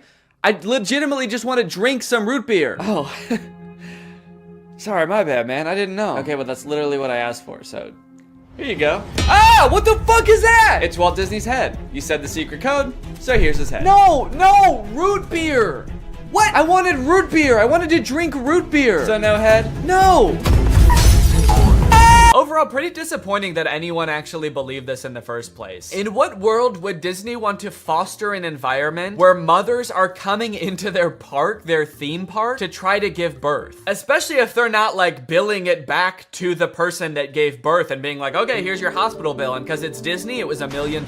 Now, by now, it should be no surprise to you that there are some people in this world that want to spend every waking moment of their lives at Disneyland, especially their most precious moments in life, which is why you can also get married at Disneyland. Let's take a look at some of the craziest places you can get married at Disney World. Starting at $12,000, you can get married at the Haunted Mansion in Disney World. But just like expecting mothers trying to sneak into the bathroom to pop out a quick person, couples are of course also trying to cheat the system and avoid paying to have their wedding at Disney. So they'll just like sneak in with like themselves, maybe a couple family members and an officiant, and just like have the wedding in like a somewhat secluded area of the park. Here we have an article that details a San Diego couple sharing their secret Disneyland wedding story. Not many people can say they secretly got married in Disneyland's Sleeping Beauty Castle. 2 years ago, Gabriel and Andrea had been saving up for their dream wedding at Disneyland. However, when they began looking for wedding options at the park, the couple said that the cheapest option was $12,000. Instead, they decided to spend their life savings on a house. Great move, honestly. No complaints so far. That's a very wise choice. So Gabriel and Andrea decided to have a secret wedding at Disneyland. The couple gathered Gabriel's oldest daughter, an ordained minister, a witness, and packed their bags, heading for Disneyland for what they called a guerrilla-style wedding. Now, I don't know much about weddings. I've only had one, but I do know that you don't generally want to have them guerrilla-style. Like when we were planning our wedding, that word almost never came up, I don't think. Just imagining them describing their wedding afterwards, like, yeah, it was so romantic. We hid in the bushes for 8 hours in the hot Florida sun wearing camo paint, waiting for the crowds to die down. You know, just sort of waiting out the crowds and the gunshots, the airstrikes. Airstrikes? Then we popped out and I said I do. Happiest day of my life. Here's my favorite picture of the big day. Now buckle up because this next urban legend is about to get nasty. Quite literally, this is disgusting. Like I said, the most devoted Disney fans would probably spend forever at Disney if they could, but maybe they can. For years and years, the Haunted Mansion has been the home to an endless supply of Disney myths and legends. But the attraction's most prevalent and persistent rumor is that guests regularly spread the remains of their friends and family inside the ride. This can't be true though, right? It is 100% true. Yes, that is right, and I don't want to bash anybody's final wishes. I know that that's a very personal thing, but spreading human remains in a public place that people are like walking around and touching? Please don't do that. Or you know what, I should say, because I feel bad for people who are just trying to honor their dead relatives' wishes or whatever. If you're alive still and you're watching this video and that's gonna be in your will, please take it out. Don't make people do that on your behalf. Honestly, I am a little relieved that people are sticking to like spreading ashes at least, because there are a lot of different ways to dispose of a body. It was actually my grandpa's greatest wish to be laid to rest at Disney. Oh, that's sweet. You're gonna scatter his ashes around at the park? Not exactly. The Haunted Mansion probably has so much human ashes in it, it's not even funny, said one Disneyland custodian. Blah! That is the nastiest thing. Oh my God. Don't do that. Do not do that.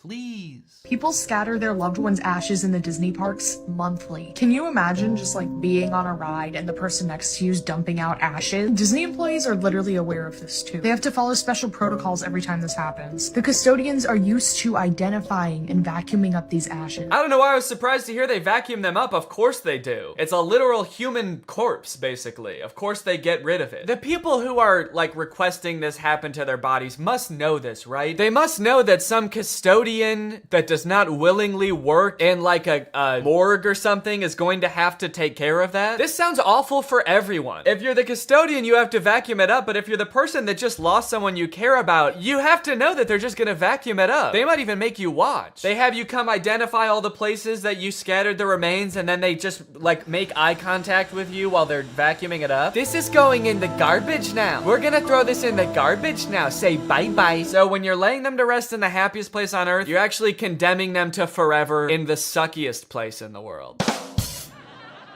Yes, that is a very funny joke. And people will put them anywhere too. Like flower beds, bushes, the lawn at Magic Kingdom, outside the park gates. Outside the park gates? They'll put this shit anywhere too, outside the park gates, on the highway on the way home, the McDonald's across the street, Universal Studios, shit anywhere. It doesn't really matter. I feel so bad for the employees that have to deal with this, honestly. That would be so scary. Honestly, even as a patron, I honestly like going to Disneyland every once in a while. I think it's pretty fun. But next time I go, I am going to be terrified that I'm like touching human remains at all times. Especially now knowing that they put them everywhere. I'm gonna be eating a turkey leg and wondering like, is this actually some guy's leg? They're most frequently dispersed around the Haunted Mansion, which is kind of perfect if you ask me. Okay, this girl's actually a little bit too into it. But now this whole ashes thing, which is not really an urban legend, is actually true, has actually spawned urban legends out of it, as you can see here. Have you heard of the legend of the crying boy at the Haunted Mansion in Disneyland? The story goes a mother spread her son's ashes without permission from Disneyland, and you can see him crying as you're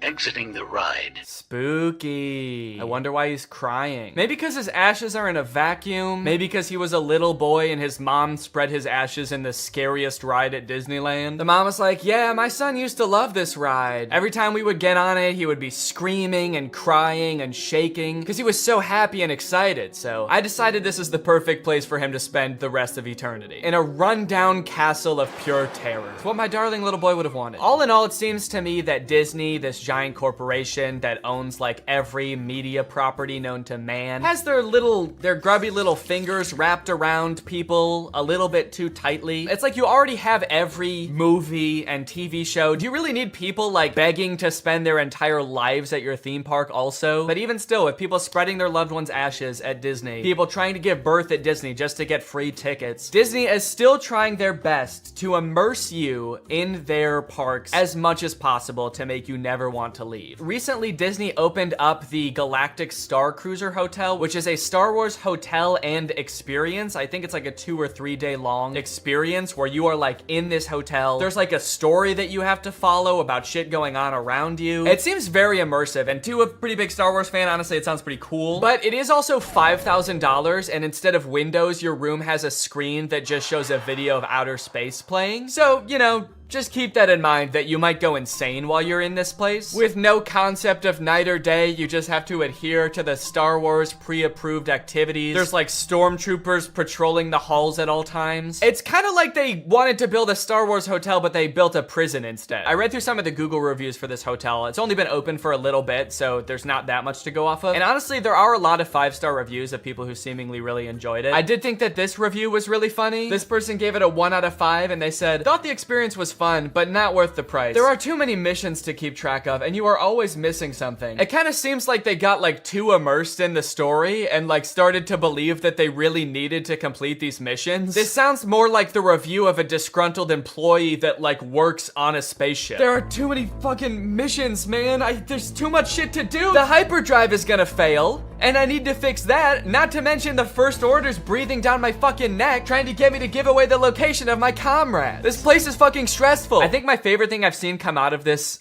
Star Wars hotel is this apparently now deleted ad for the experience that says, strike unlikely alliances in your very own Star Wars story. Apparently when you come in, you can decide if you want to be like on the good side or the bad side. So this ad, shit, this place is metal, dude. This goes hard. It's crazy to me that you actually can choose to be on the side of like the evil intergalactic fascists, basically. You and your preteen daughter can don First Order uniforms and betray one of your favorite character's trusts, Chewbacca, giving away his location and leading the First Order directly to him, who will take him away to be tortured and then eventually executed. It might be a little too immersive. It might be. We're gonna start hearing people come back and you're gonna be like, how was your trip? You went to the Star Wars hotel, right? And they'll be like, the guilt over my actions will haunt me forever. But I did what I had to do.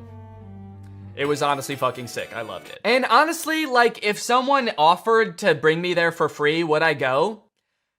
Yes, I probably would. Yeah, honestly, I would like to go 100%. I would like to go. And as if living in an intergalactic prison is a life is curated by Disney. Oh gosh. I feel like we have so much chemistry together. Me too. This has been great. This date was a lot of fun. I really haven't connected with anyone like this in a long time. Fantastic. How likely would you be to recommend this experience to a friend?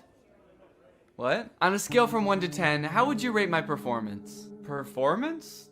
I thought you were just like genuinely interested in me, like romantically. Oh, perfect. So a 10 then? I really opened up to you. And you opened up to me. That's all just part of the story living experience. It's Disney magic. So that whole story you told me about how sad you were that you had to release your pet into the wild because it had grown to be wild. That was the plot of The Fox and the Hound. What the fuck is wrong with you? Thank you for riding Disney's Love Connection. Please make sure you pick up all your belongings as you exit the ride. Are you an animatronic? Please do not try to fuck any of the animatronics. Are you all animatronic? Have a lovely day here at Am I the only person that lives here? Anyway, that's the end of the video. It's time to talk about our sponsor.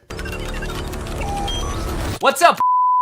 It's me, a hacker, and I'm so excited to steal your data because you don't have today's sponsor, ExpressVPN. You see, sending data over an unencrypted network is a lot like sending a postcard. There's no envelope to cover up your info and protect your sacred message. So any old creep with a little bit of basic computer knowledge and a little bit of free time can come along and check out all of your private information. I'm talking passwords, financial details, hell, emails.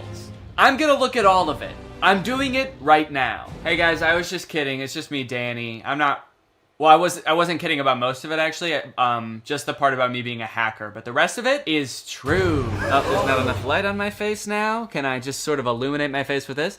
Luckily, today's sponsor, ExpressVPN, is here to help. Because ExpressVPN encrypts all of your network data with their best-in-class encryption. It would literally take a hacker using a supercomputer billions of years to crack this encryption. ExpressVPN has the fastest speeds out there. They've got 24/7 customer support, and ExpressVPN is extremely easy to use. You can fire it up and get connected with just one click. I've got ExpressVPN on every device that can have it, just to have a little bit of extra peace of mind when I'm out and about, especially on public Wi-Fi. So if you want to find out how you can get 3 months of ExpressVPN for free, then head on over to the link in the description. That's expressvpn.com/Danny Gonzalez. That's expressvpn.com/Danny Gonzalez. Thank you, ExpressVPN, so much for keeping us safe, but also sponsoring this video. Thank you to you guys for checking out ExpressVPN. When you click on the link, it really helps to support my channel, so thank you for that. All right, thank you guys for watching this video. I hope you enjoyed it. If you're new here and you're not subscribed yet, make sure you subscribe and turn on my notifications to join Greg. Greg is what I call my army here on YouTube. We are a ruthless army whose violence and terror knows no bounds. Please subscribe and turn on my notifications to join, and I will see you next time. Bye-bye. What's up, Greg? I'm sure we've all seen the genre on YouTube by now of YouTubers flaunting their wealth. I feel like every couple weeks we get a new like FaZe Rug house tour, or like Jeffree Star gets a new Lamborghini and we all have to look at it. But unless you find yourself sitting on the couch with nothing to watch on YouTube at like 7 p.m. at night every night, you might not have fallen down the same rabbit hole I have, which is like insane opulence YouTube. Granted, FaZe Rug, he is rich. Jeffree Star is even richer. But these videos by this dude, Producer Michael, are like on a completely different level. Producer Michael is so rich that I think he would consider David Dobrik poor. Basically, he runs a YouTube channel where he goes around and sort of explores the finer things in life. He goes to jewelry stores to look at like really expensive watches. He goes to like $100 million houses to do tours. And I think my favorite thing about Producer Michael is that while you might think that like just by being this rich, you would be qualified to talk about like really expensive watches, like, oh, he must know all about this kind of stuff. He is not qualified. He is perhaps the most clueless person that could possibly be doing these videos. In this TikTok, he is surprised to learn that he is in possession of and is currently wearing an earring that is worth $5 million. What is that thing you're wearing? It's a red diamond, would you like to see it? You don't understand. This thing right now, do you know how much this is worth? $5 million. Michael is the quintessential clueless rich person. He does not have a single clue what is going on. He is like unbelievably wealthy. The things that he shows off in his videos are so unnecessarily like ostentatious. And I think that's really clear in this video, $2 million diamond covered shoes. So we're back with Jason of Beverly Hills. This time we're in his VIP suite. So right off the bat, this is like a scenario that nobody's ever been in ever. So it's like the least relatable thing in the world. But I guess that's sort of the appeal of videos like this, is I guess you really get to see how like the most insanely wealthy people in the world live. I didn't even know that jewelry rooms had VIP sections. I don't think they're real gold. There's a lot of them, or it might just be a reflection, but it's really cool, isn't it? I love that. Yeah, it might just be a reflection, but I'm not sure. One thing you gotta know about Michael is that he's never gonna find out. He'll say in his videos a million times, it might be this way, and I don't know. And I can guarantee you right now, he's not gonna find out for you. He's just gonna kind of casually speculate on it, and then he's gonna move on. Would you like something to drink? Oh, yes, please. Sparkling water. Adam will have the same. I'm choosing it for him. Although, I do see beer taps back there. No beer, Adam. So stern with the no beer Adam. Like, I'm wondering, did something happen before? No beer, Adam. I feel like Adam has definitely had some sort of workplace incident involving beer. Wow, this is lovely. Oh, I already see lots of sparkly things. Wow. What have you got your eyes on? Really great commentary so far. They just sort of walk in and silently stare at the diamonds for a few minutes. What are you looking at over there? Rings? Cool. I'm looking at bracelets. Nice. But eventually they make their way over to a pair of $2 million diamond covered shoes. Michael Blakey shoes. I could wear these, right? I know. These are all diamonds. How do you know? When I'm telling you this man has absolutely no expertise, this is what I mean. Oh, these shoes are covered in diamonds. How do you know? How can you tell that? How do you know these are diamonds? It's like, I don't know, because I looked at them. But some of them could be glass, right? Not too much else interesting happens in this video. The owner of the jewelry store shows up. He sort of enters like Darth Vader. How are you? There's also a portion of this tour where the owner's wife is also behind glass. Like she's in a different room, kind of just like, oh man, I wish I could hang out in the in the VIP lounge. Now, many of you may have heard about the One. It was like being marketed as the most expensive house in the world. It's like this insane mansion in LA. It was just in the news recently because it was selling for $500 million and they couldn't find any buyers for it. And so I think that it was like foreclosed on, and then finally it was sold at auction for like $150 million, which is obviously still insanely expensive, but like, damn, that's like $350 million below asking. And about a year ago, Michael was able to actually tour the house with the man who designed and built the house himself, the lucky winner of negative $350 million, Niall Niami.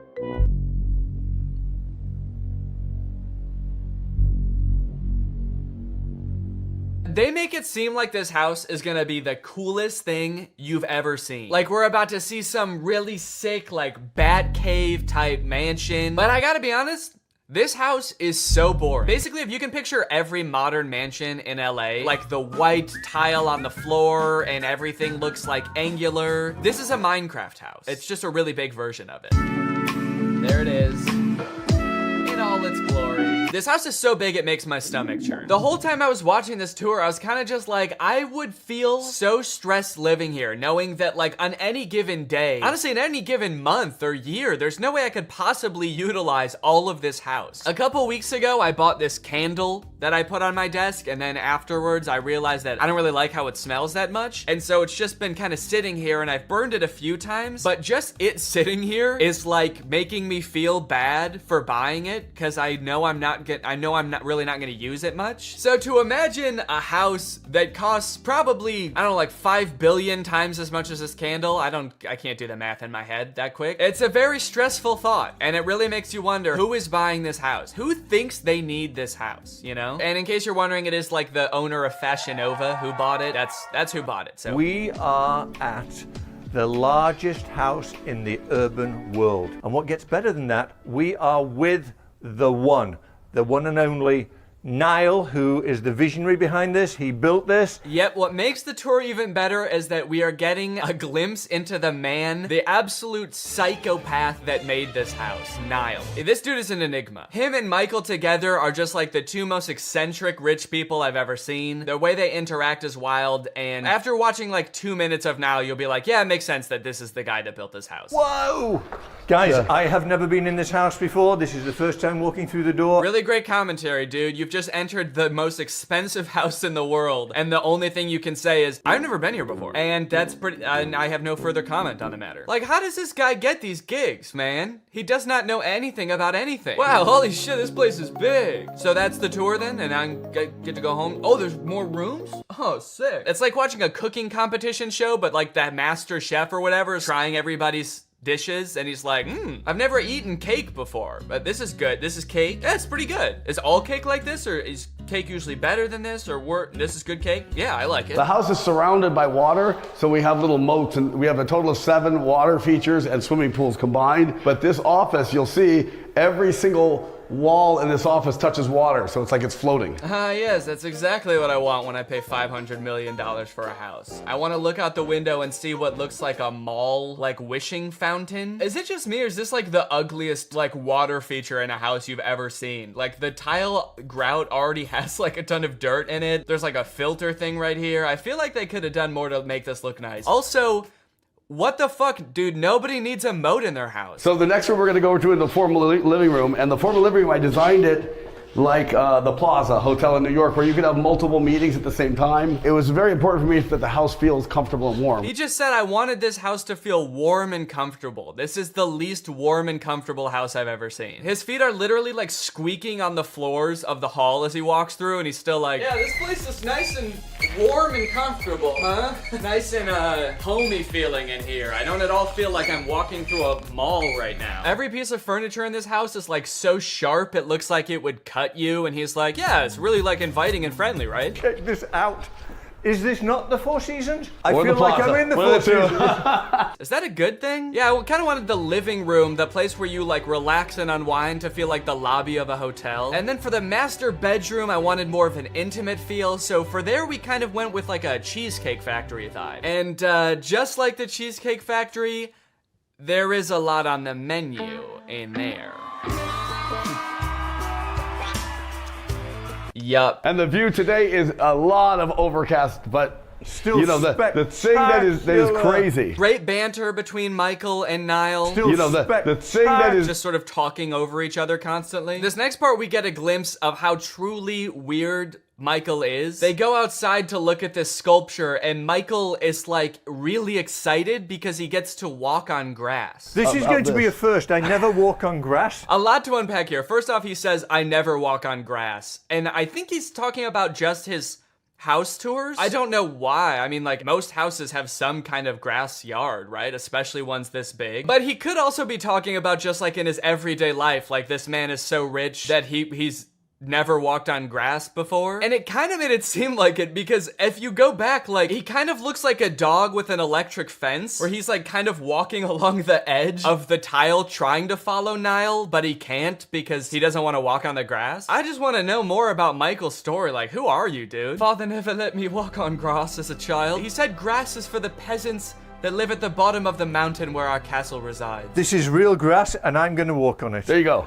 How about that? Look, I'm on the grass, guys. And you know what? I'm happy for Michael. He is like absolutely ecstatic to be stepping on grass. This is the best day of his life. He's really showing his dad today, hey dad, you don't have to be poor to step on grass. Now, you might not think that Niall is that weird. I know I said that he's like a really eccentric guy, and you might be wondering what I mean by that. While Niall is showing off this sculpture, listen to the tangent he goes on about his ex-wife. It's turned into something so much more, because my ex-wife, I'm just getting divorced, unfortunately. It was a whirlwind relationship. I met her during COVID, and it didn't work out. Okay, we don't need to know all this. This is not about the sculpture. Just keep going. You don't need to give us the whole story of your ex-wife when you just mentioned her once. But maybe it will still at the end. I don't know. But this is a charity that we have called Wings of Angels, and this is going to help children in third world countries through the arts. I don't know any of what he's talking about. He went into this weird tangent about his ex-wife and how he hopes it'll still work out. It seemed like he got choked up, and then he was like, but this sculpture is going to help third world country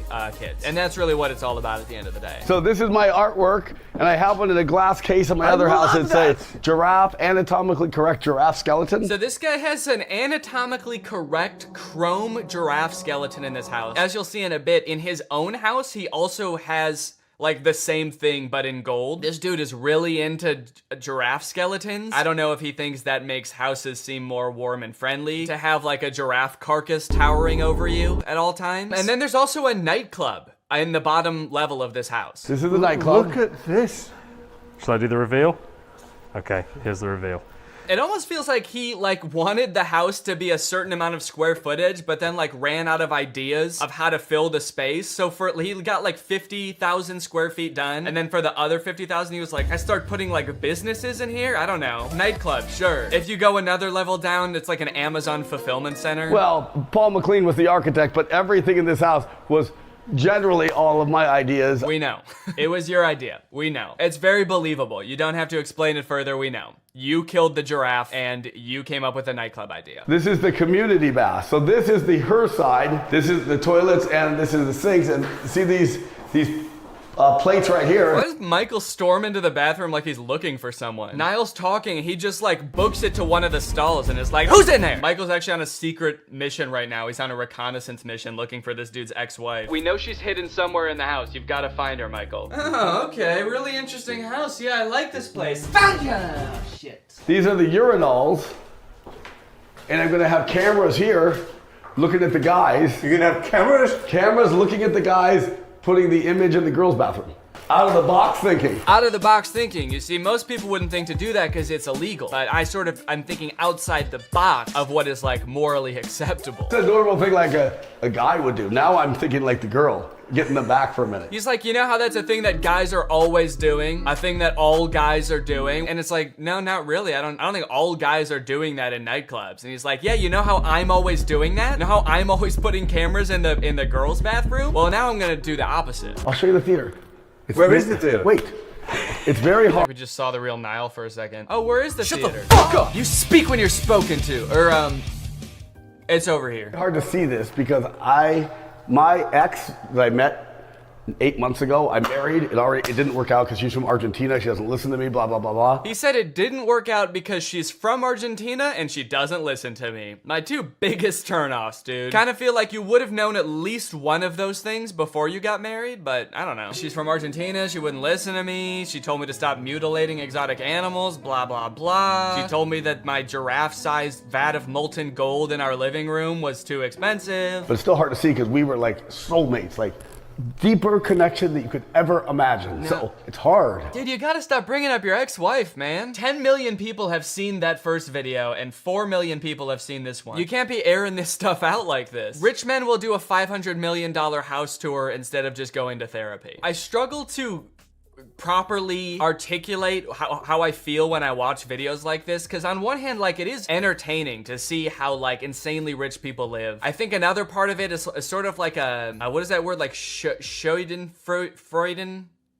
What is it called when you're like watching somebody do something embarrassing and it's like makes you feel funny? Schadenfreude? I think that's it. It's kind of like secondhand embarrassment where I'm like, I like look at Michael and just like all of the expensive stuff he owns in his clothes and I'm like, don't ever let me be that person. I make more money than I ever thought I would from YouTube. I have a really great career. It is a fear of mine that I will someday become out of touch and start acting like this. So if you ever see me start acting like Michael, please do not let me. Okay, so now that was the house that Niall built. Now this is Niall's personal house. Maybe you're curious to see how this dude actually lives, given everything we know about him so far. So this is your house? It is, yeah. This is absolutely gorgeous. So, oh, that's cool. Yeah, check it. Can we show that? It's a hologram. I need this.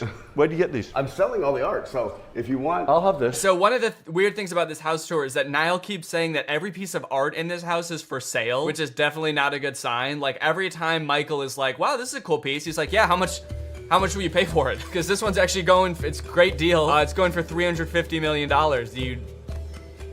Do you want it? So here's the golden giraffe that's at his house. It's absolutely insane looking. I mean, like, I don't know, does this go kind of hard? Is it cool? I don't know if you can tell at this part of his house. It kind of feels like it's just like in the back of his house somewhere that you'd never see it. But if you're gonna have like an insane piece of art, like maybe this is kind of cool. He said there is like a real giraffe skeleton involved in this somehow. I think that they like molded one out of clay based on a real giraffe skeleton. So I don't know if they had to kill a giraffe to make this. That would be fucked up. But then Niall says something that is pretty disturbing. Each side is too clear, too broken. You want to know a secret? It's funny. Yeah. They weren't really broken. Like somebody shot a bullet in this one. You can see the hole, so I broke the other side with a hammer just to match it. Yeah, Niall says that someone shot the giraffe's sculpture case randomly, like he doesn't know who it was. And his first instinct was like, oh shit, now I gotta make the other side look cracked too. So he walked around to the other side and cracked it with a hammer. Niall, are you not concerned? Why did they do that?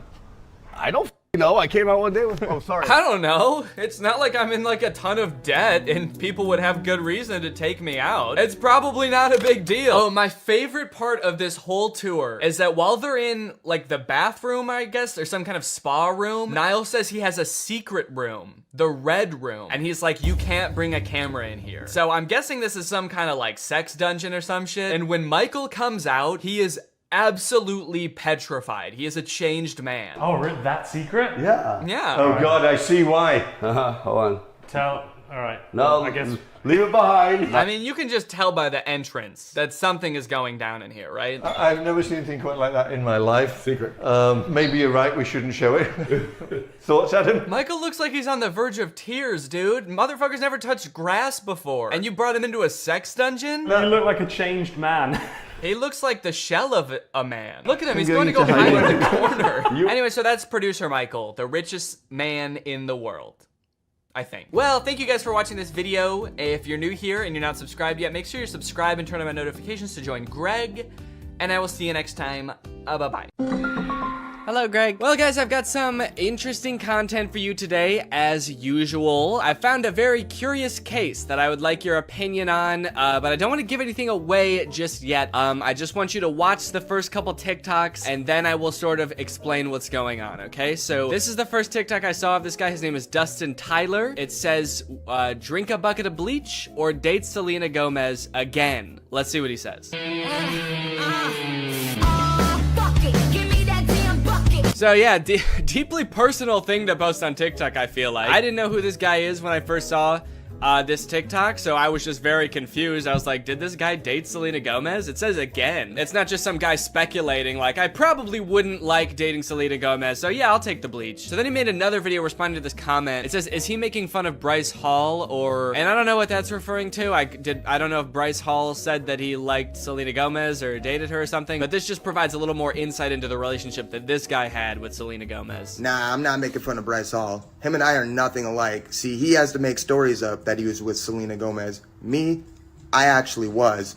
And then I friend-zoned her, and then I broke her little heart. Again, a very mean tone to the video, condescending to this person who is just genuinely asking a question, but gives a lot of insight into his alleged relationship with Selena Gomez. And then I friend-zoned her, and then I broke her little heart. I am curious about the details of the story though, because just the order of events is kind of weird to me, the way he laid it out. He says, I was with Selena Gomez, and then I friend-zoned her, and then I broke her little heart. He says that things happened in that order. Usually, you don't start dating someone and then friend-zone them. Usually when guys talk about getting friend-zoned, it's like they're talking to this girl, and then she reveals that she sees them as more like friends. This guy's saying, we were dating. They could have been dating for like 3 years, and then he turns to her and he's like, you know, I really see you like a sister.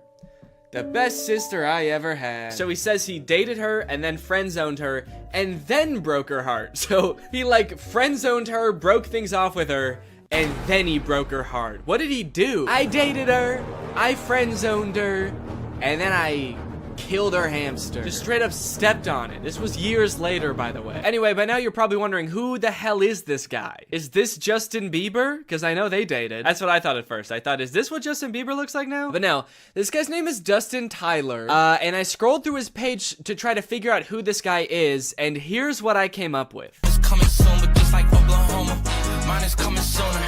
I'm just a late bloomer. Okay, so I didn't know who this guy was at first, but luckily there's a logo in the corner that says Victorious. Apparently this guy was a character on Victorious. At first I did think this was Andy Samberg from 2006, but he was a character, let's see, Victorious puppet guy. He was this guy. Robbie Shapiro is one of Tori's friends at Hollywood Arts, and he's got a few videos where he does sort of a glow up. He's like, this is what I used to look like back when I was on Victorious, and this is what I look like now. Don't I look so different? And then I was like, okay, this makes sense now. So this guy used to be on like an old Nickelodeon show, and so he was probably in with the Nick kids and the Disney kids, and so that's how he knew Selena Gomez, and that's how they dated, right? It all makes sense. However, after reading the comments on these TikToks, I came to discover that this guy, this man, is not the guy from Victorious. These are two different people. He's just straight up lying about everything. He's not that guy. He didn't date Selena Gomez. His page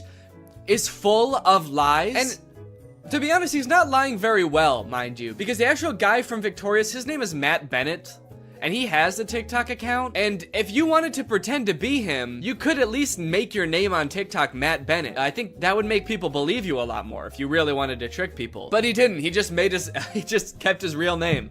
Dustin Tyler. That's me.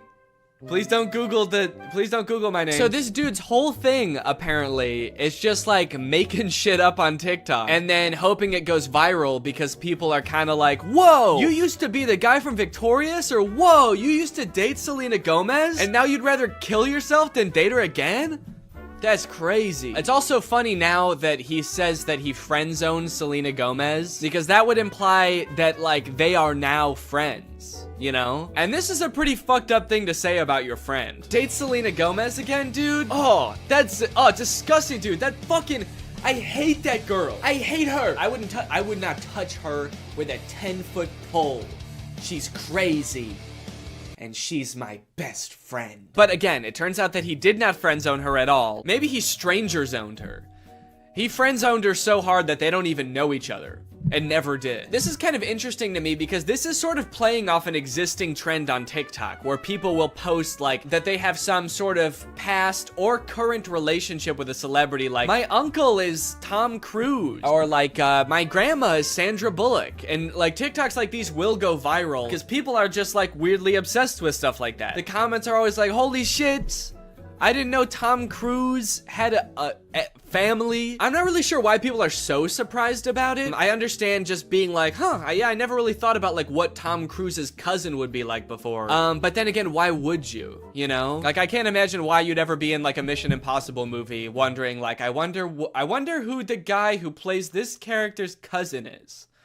What's that guy like? What's he up to? So I guess it's just surprising to like see him, but it's not really surprising to find out that he does have a cousin. I don't think we're all under the impression that like Chris Pratt just showed up just came about through natural causes. If you just search on TikTok, I think famous relative check, lots of videos will come up about being related to Charlie D'Amelio or Bob Saget. Okay, this guy is saying that his mom is Flo from Progressive. This is kind of like a popular thing on TikTok, and anytime like a big celebrity has some cousin post about them, it goes viral. But the downside to blowing up in this fashion is that it's kind of hard to keep this momentum going, you know? Most people don't have multiple famous relatives, so you can't just keep posting about like having more famous relatives. I mean, I guess if your cousin was Justin Bieber, you could just sort of keep filming him at every like family get together. But you are kind of just limited to one famous person, which is where I think this guy Dustin Tyler has it all figured out, because he doesn't just pick one celebrity to be related to. He'll lie about being related to anybody in a multitude of ways. Now,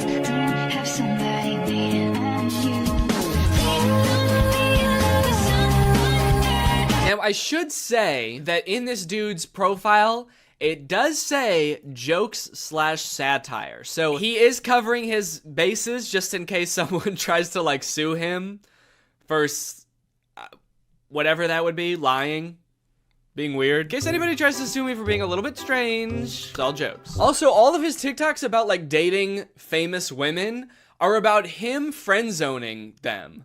Or like him like dating them and being like, yeah, I dated like the most famous woman in the world. It was trash. Low-key, I'm a little bit out of her league. I mean, look at me, dude. I've got tattoos, and I live in a hallway. And he kind of tries to disguise it as sort of like self-deprecating, like, oh, what an idiot I am. I dated the most famous pop star in the world, and I was too good for her, and I broke her heart, ripped it to smithereens, and now I kind of regret it. Dope, I'm so stupid. Oopsie. If this is all of his content, then like his whole friend group must just be famous pop stars, right? If he's friend zoning all of these girls and they're just his friends now. Maybe this is the only way he knows how to make friends. Put your back into it, tell us why, show us how. Look at where you came from, look at you now. The caption for that one is, this is what I looked like when I friend-zoned Ariana Grande. Okay, that one's not even trying to disguise it as like a self-deprecating joke. That one's just like, look at how ugly I was when I friend-zoned a literal pop music icon. And now look at how hot I am. I can't decide how I feel about this, because on one hand it's kind of creepy, but it also is kind of funny that he's just like pretending to be dating all of these famous people. I will say, very disrespectful to the guy from Victorious. The fact that he's using this guy's picture to be like his past ugly self and being like, but now don't worry guys, now I'm hot. I don't look like that ugly ass dweeb anymore. And he's like showing a picture that's not even him, it's some other guy. And he's also kind of like lying about things that guy did too now. He just starts assigning all of this horrible shit to this guy that's not even him. Yeah, this is what I looked like back when I robbed that bank. Can you believe this is what I looked like back then? Damn, that was the same year I blew up that hospital too. Shit, I've really changed since then. My name is Matt Bennett, by the way, and I did all those things. People just walk away from those videos being like, wow, that guy who played that kid in Victorious is kind of an asshole. Also, one of the weirdest things about this is he also posts all of these TikToks on Instagram, and he's verified on Instagram, which seems very weird because literally all he does is pretend to be other people, and somehow that gets him verified. But he does, in fairness, also say jokes and satire in his Instagram description. So when Instagram verified him, what they're saying is, don't worry guys, this really is the guy who pretends to be the guy from Victorious. If you're wondering if this guy really is who he says he is really the guy that pretends to date Selena Gomez. They do get a little bit creepier though. This one is like that sound that's like, back in the day, me and you, baby, we used to have fun. And it says, my mind when I bump into Ariana Grande when she's with her husband with like a, emoji. Imagine this guy that Ariana Grande's never met before bumping into her in public with her husband. Remember me? It's like, I've never seen you before in my life. Oh, the fun we used to have. If he keeps making TikToks like these are only going to get progressively more and more creepy the more like life changes Ariana Grande goes through. The next one's like me following Ariana Grande's daughter home from elementary school to tell her about all the good times me and her mom had. Me in court while Ariana Grande's trying to file a restraining order against me. And if you wonder if I hate you, imagine Ariana Grande's husband, like, just randomly stumbling across this TikTok. What the fuck? I don't even know this guy. Imagine if he sees all the other TikToks and, like, believes them, because he doesn't know. Babe, who is this guy? And she's like, I have no idea. He's like, bullshit. You're just saying that. You're lying to me. This guy friend-zoned you, and now he hates me. And she's like, no, I literally have no idea who that guy is. He's lying. You obviously do know him. He was on Victorious. That guy was not on Victorious. You are so full of shit. He's verified on Instagram, babe. Okay, that one just throws off the whole thing. I thought he wanted Ariana Grande back. And all the other TikToks, he's like, damn, I wish I never friend-zoned her. And now he's saying I would never date her again? How do you reconcile those two? Oh, I wish I didn't friend-zone Ariana Grande. I wish I killed her. These are getting a little creepy, kind of like bringing her husband into it. There's one comment under this TikTok that says, you're using her name a little too much, I think. And he commented under it, I'm obsessed with her. I'm not using her name too much. I'm obsessed with her. I think I'm using it an appropriate amount. How am I supposed to stop using her name if I can't stop thinking about her? How does that make any sense? Again, I get that this is all a bit, you know, it's all jokes and satire, but I do feel like he may be taking the bit a little bit too far and committing a little bit too hard to the bit now. He's gonna get arrested and be like, that video that I posted of me over Ariana Grande and her husband sleeping was a joke. I was making fun of someone who would do that. The knife in my hand was a goof. You wanna know the craziest thing about this? Is all this dude does is pretend to be other people and pretend to be related to other people. And he has 1.7 million followers on TikTok. You know John Legend? Like an actual famous person just started a TikTok. You know how many followers he has? He's got 1.6 million followers. He's got less followers than someone pretending to be related to somebody famous. Dustin Tyler has 4 times as many followers as the actual guy from Victorious. Matt Bennett has 400,000 followers, and a guy pretending to be him has 4 times more. It's like, how do you get more followers by making TikToks about being like related to somebody than you do by being that guy? He hasn't just pretended to date celebrities, he also has pretended to be Keanu Reeves' son. People, tomorrow morning, 10 a.m., Santa's coming to town. And a lot of them have this kind of theme where like people and like potential girlfriends only like him because he's Keanu Reeves' son. And I just think it's kind of funny that in this fictional world where he can make up anything, he picks such a sad reality for himself. He picks these worlds where like he turned away the love of his life, Ariana Grande, and now he's bitter and he despises her husband. And he picks this world where Keanu Reeves is his dad, but like he can't really be sure if anyone actually likes him for him because everyone's just so obsessed with Keanu Reeves. He's turning his life into a tragedy. He's made a tragedy of himself. Also, I think it's kind of funny that in this scenario, it seems like the she that this video is talking about would be Ariana Grande. You know how Ariana Grande is obsessed with Keanu Reeves and that's a thing about her? Screaming, crying. Also, I want to know where he's making these TikToks. He's always either like in a hallway or in a storage closet. I feel like I'm way more interested than his life than like whatever fantasy land he's coming up with. I feel like he's making these at work. Whatever job this guy works, I must be the most boring job in the world. I get daydreaming about like dating Ariana Grande or like having a famous parent, but then like daydreaming and fantasizing about like dating Selena Gomez, but it was trash. It's like you've gone through everything else there is to daydream about. And now all you have to daydream about is like, what if people only liked me because my dad was in The Matrix? Anyway, I don't know. What do you guys think? Is this creepy or normal? Is this creepy behavior or is this all in good fun? And it's just kind of like a silly guy being goofy and wacky. let me know. Anyway, thank you so much to SeatGeek for sponsoring this video. Guys, live events are back, and you're gonna be going back to them in style. You wanna know why? Because thanks to SeatGeek, you can save $20 using my code GREG on SeatGeek. If you don't know what SeatGeek is, it's basically an app for your butt. And what I mean by that is it helps get your butt in some dope-ass seat. SeatGeek is a ticketing app. It helps you get tickets in the easiest way possible. I've got the app on my phone. I've used it to get tickets to a variety of shows in the past, and I really like how it tells you whether or not you're getting a good deal on tickets. It basically color codes the seats and the tickets so you know whether you're getting a good deal or a bad deal. Green means good, red means stop. Whether it's concerts, baseball, basketball, football, etc., whatever you're into that has tickets, you can probably find it on SeatGeek. I personally am going to an Oliver Tree show in February, which I'm very excited about. Got the tickets on SeatGeek. It was super easy to do. And again, thanks to SeatGeek sponsoring this video, using the promo code GREG, you can get $20 off tickets from SeatGeek. That's $20 off your first purchase if you use my code GREG, and make sure you click the link in the description to download the app. Thank you to SeatGeek for sponsoring this video, and thank you to you guys for checking out SeatGeek. Bye.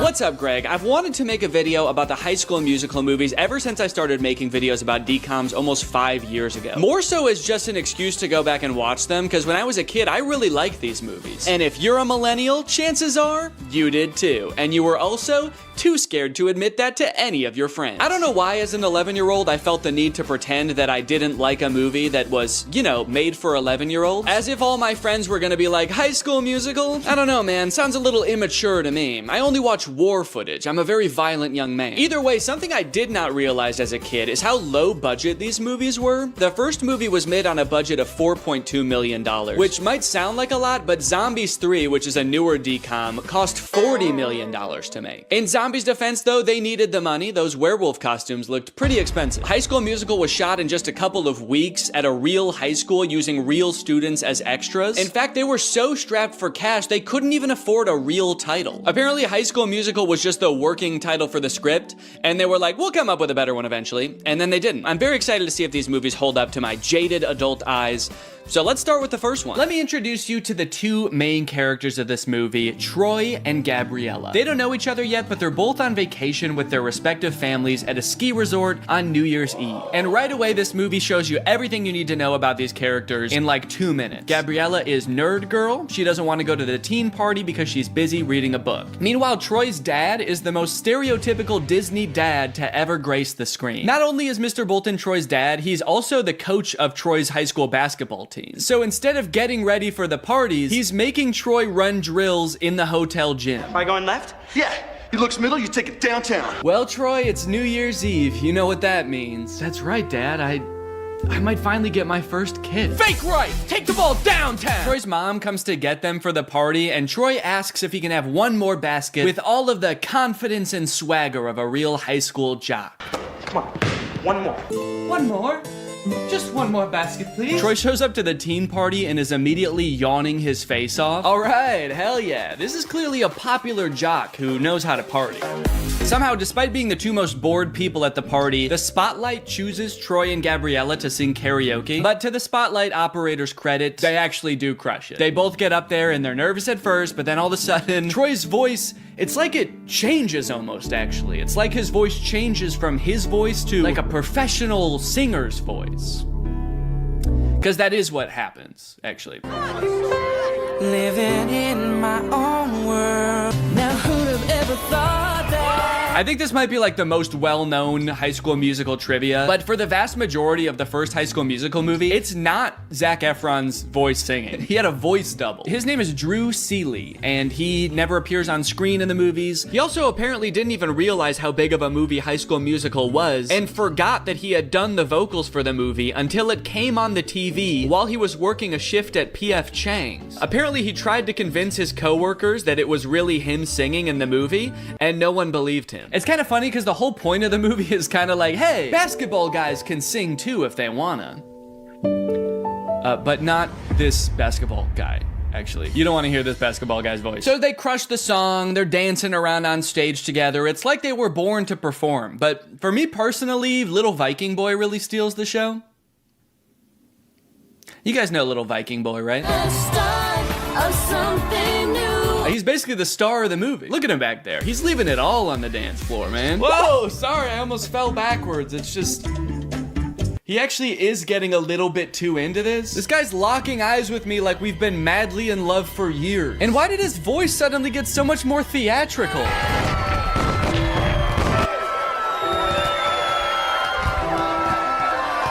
I guess I better go find my mom and wish her a Happy New Year. This is so romantic. I should say something romantic. I gotta go find my mom. And then she vanishes.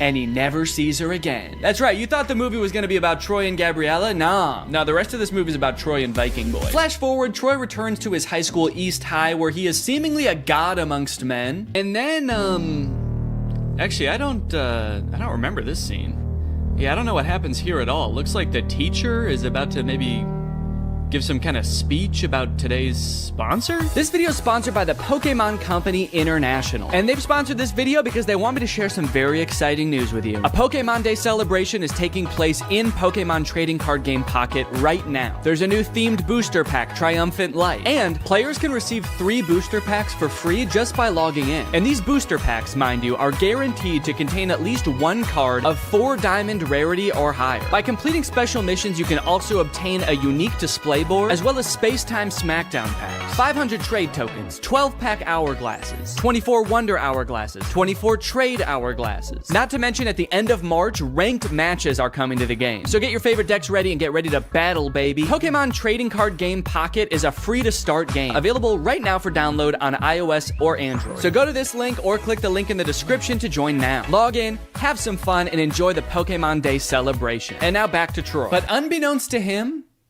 there's a new student at East High. I reviewed your impressive transcripts. I expect your light will shine very brightly here at East High. I don't want to be the school's freaky genius girl again. Freaky genius girl? What did you do at your last school? Troy notices that Gabriella is sitting in the back of their drama class, and not to be nitpicky, but this drama class scene lasts for 2 minutes, but the class happens in real time from start to finish in that 2 minutes. The bell rings. They sit down, the whole class gets detention, and then the bell rings again and they leave. How long is a school day at East High? Is it like 15 minutes? Troy shows Gabriella around, they catch up a little bit, and it is revealed that East High is having auditions for their winter musical pretty soon. Troy jokes that Gabriella should sign up because, you know, they sang together, and Gabriella's response is basically, fuck no. I'll be signing up for anything for a while. Yeah, I don't know why. I remembered this movie differently. I thought they both wanted to do the musical. Troy seems to maybe want to do it, and Gabriella's like, no, I'm not doing that. No, I don't sing. I'm not a freaky genius girl, and I'm definitely not a freaky singer girl. So, dude, you know that school musical thing? Troy, the music in those shows isn't hip-hop, okay, or rock. It's like show music. Yeah, and you guys would never do anything like sing show music, right?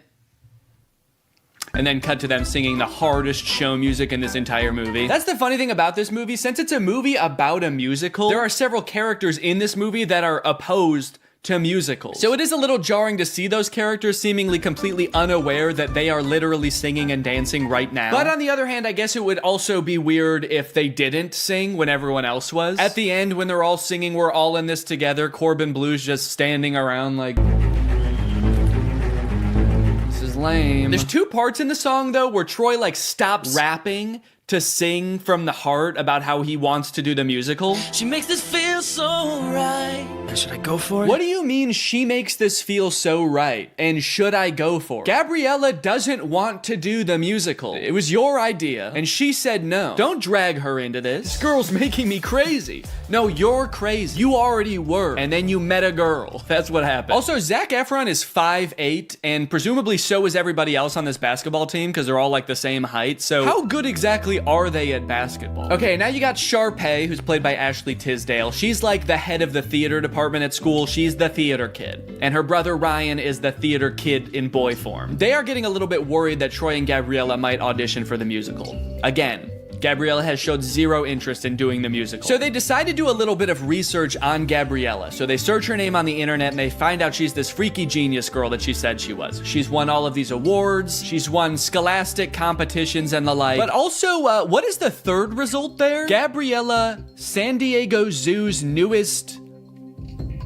What? What is Gabriella at the San Diego Zoo? Ryan's like, oh, that's interesting. Look, it says here she's a dolphin. That's funny. Now that I think about it, I can't believe I never noticed. After basketball practice, it's time for Troy to go home and relax. Just kidding, it's time for more basketball. Come on, Troy, fake left. Take the ball downtown. Did you ever think about trying something new, but we're afraid of what your friends might think? I mean, like going left? You're doing fine. Come on. Troy's dad has one thing in his mind, and it is one basketball just bouncing around like the DVD logo. I want to see a movie about him and how hard his life must be. I do like that this movie keeps the tradition alive of Disney Channel movie characters being inexplicably rich. His dad is a high school basketball coach and they live in a mansion. What does the mom do? She an arms dealer? Also, he says something new, like going left. I mean, like going left? When in Get You Ahead in the Game, Troy clearly says coach said to fake right and break left. He already said to do that. That's not new. That's what he already does. So... found a plot hole. Next, Troy sneaks away from his friends to go audition for the musical. I guess the voices in his head that he thinks are Gabriella got too strong, and he now has to act on them.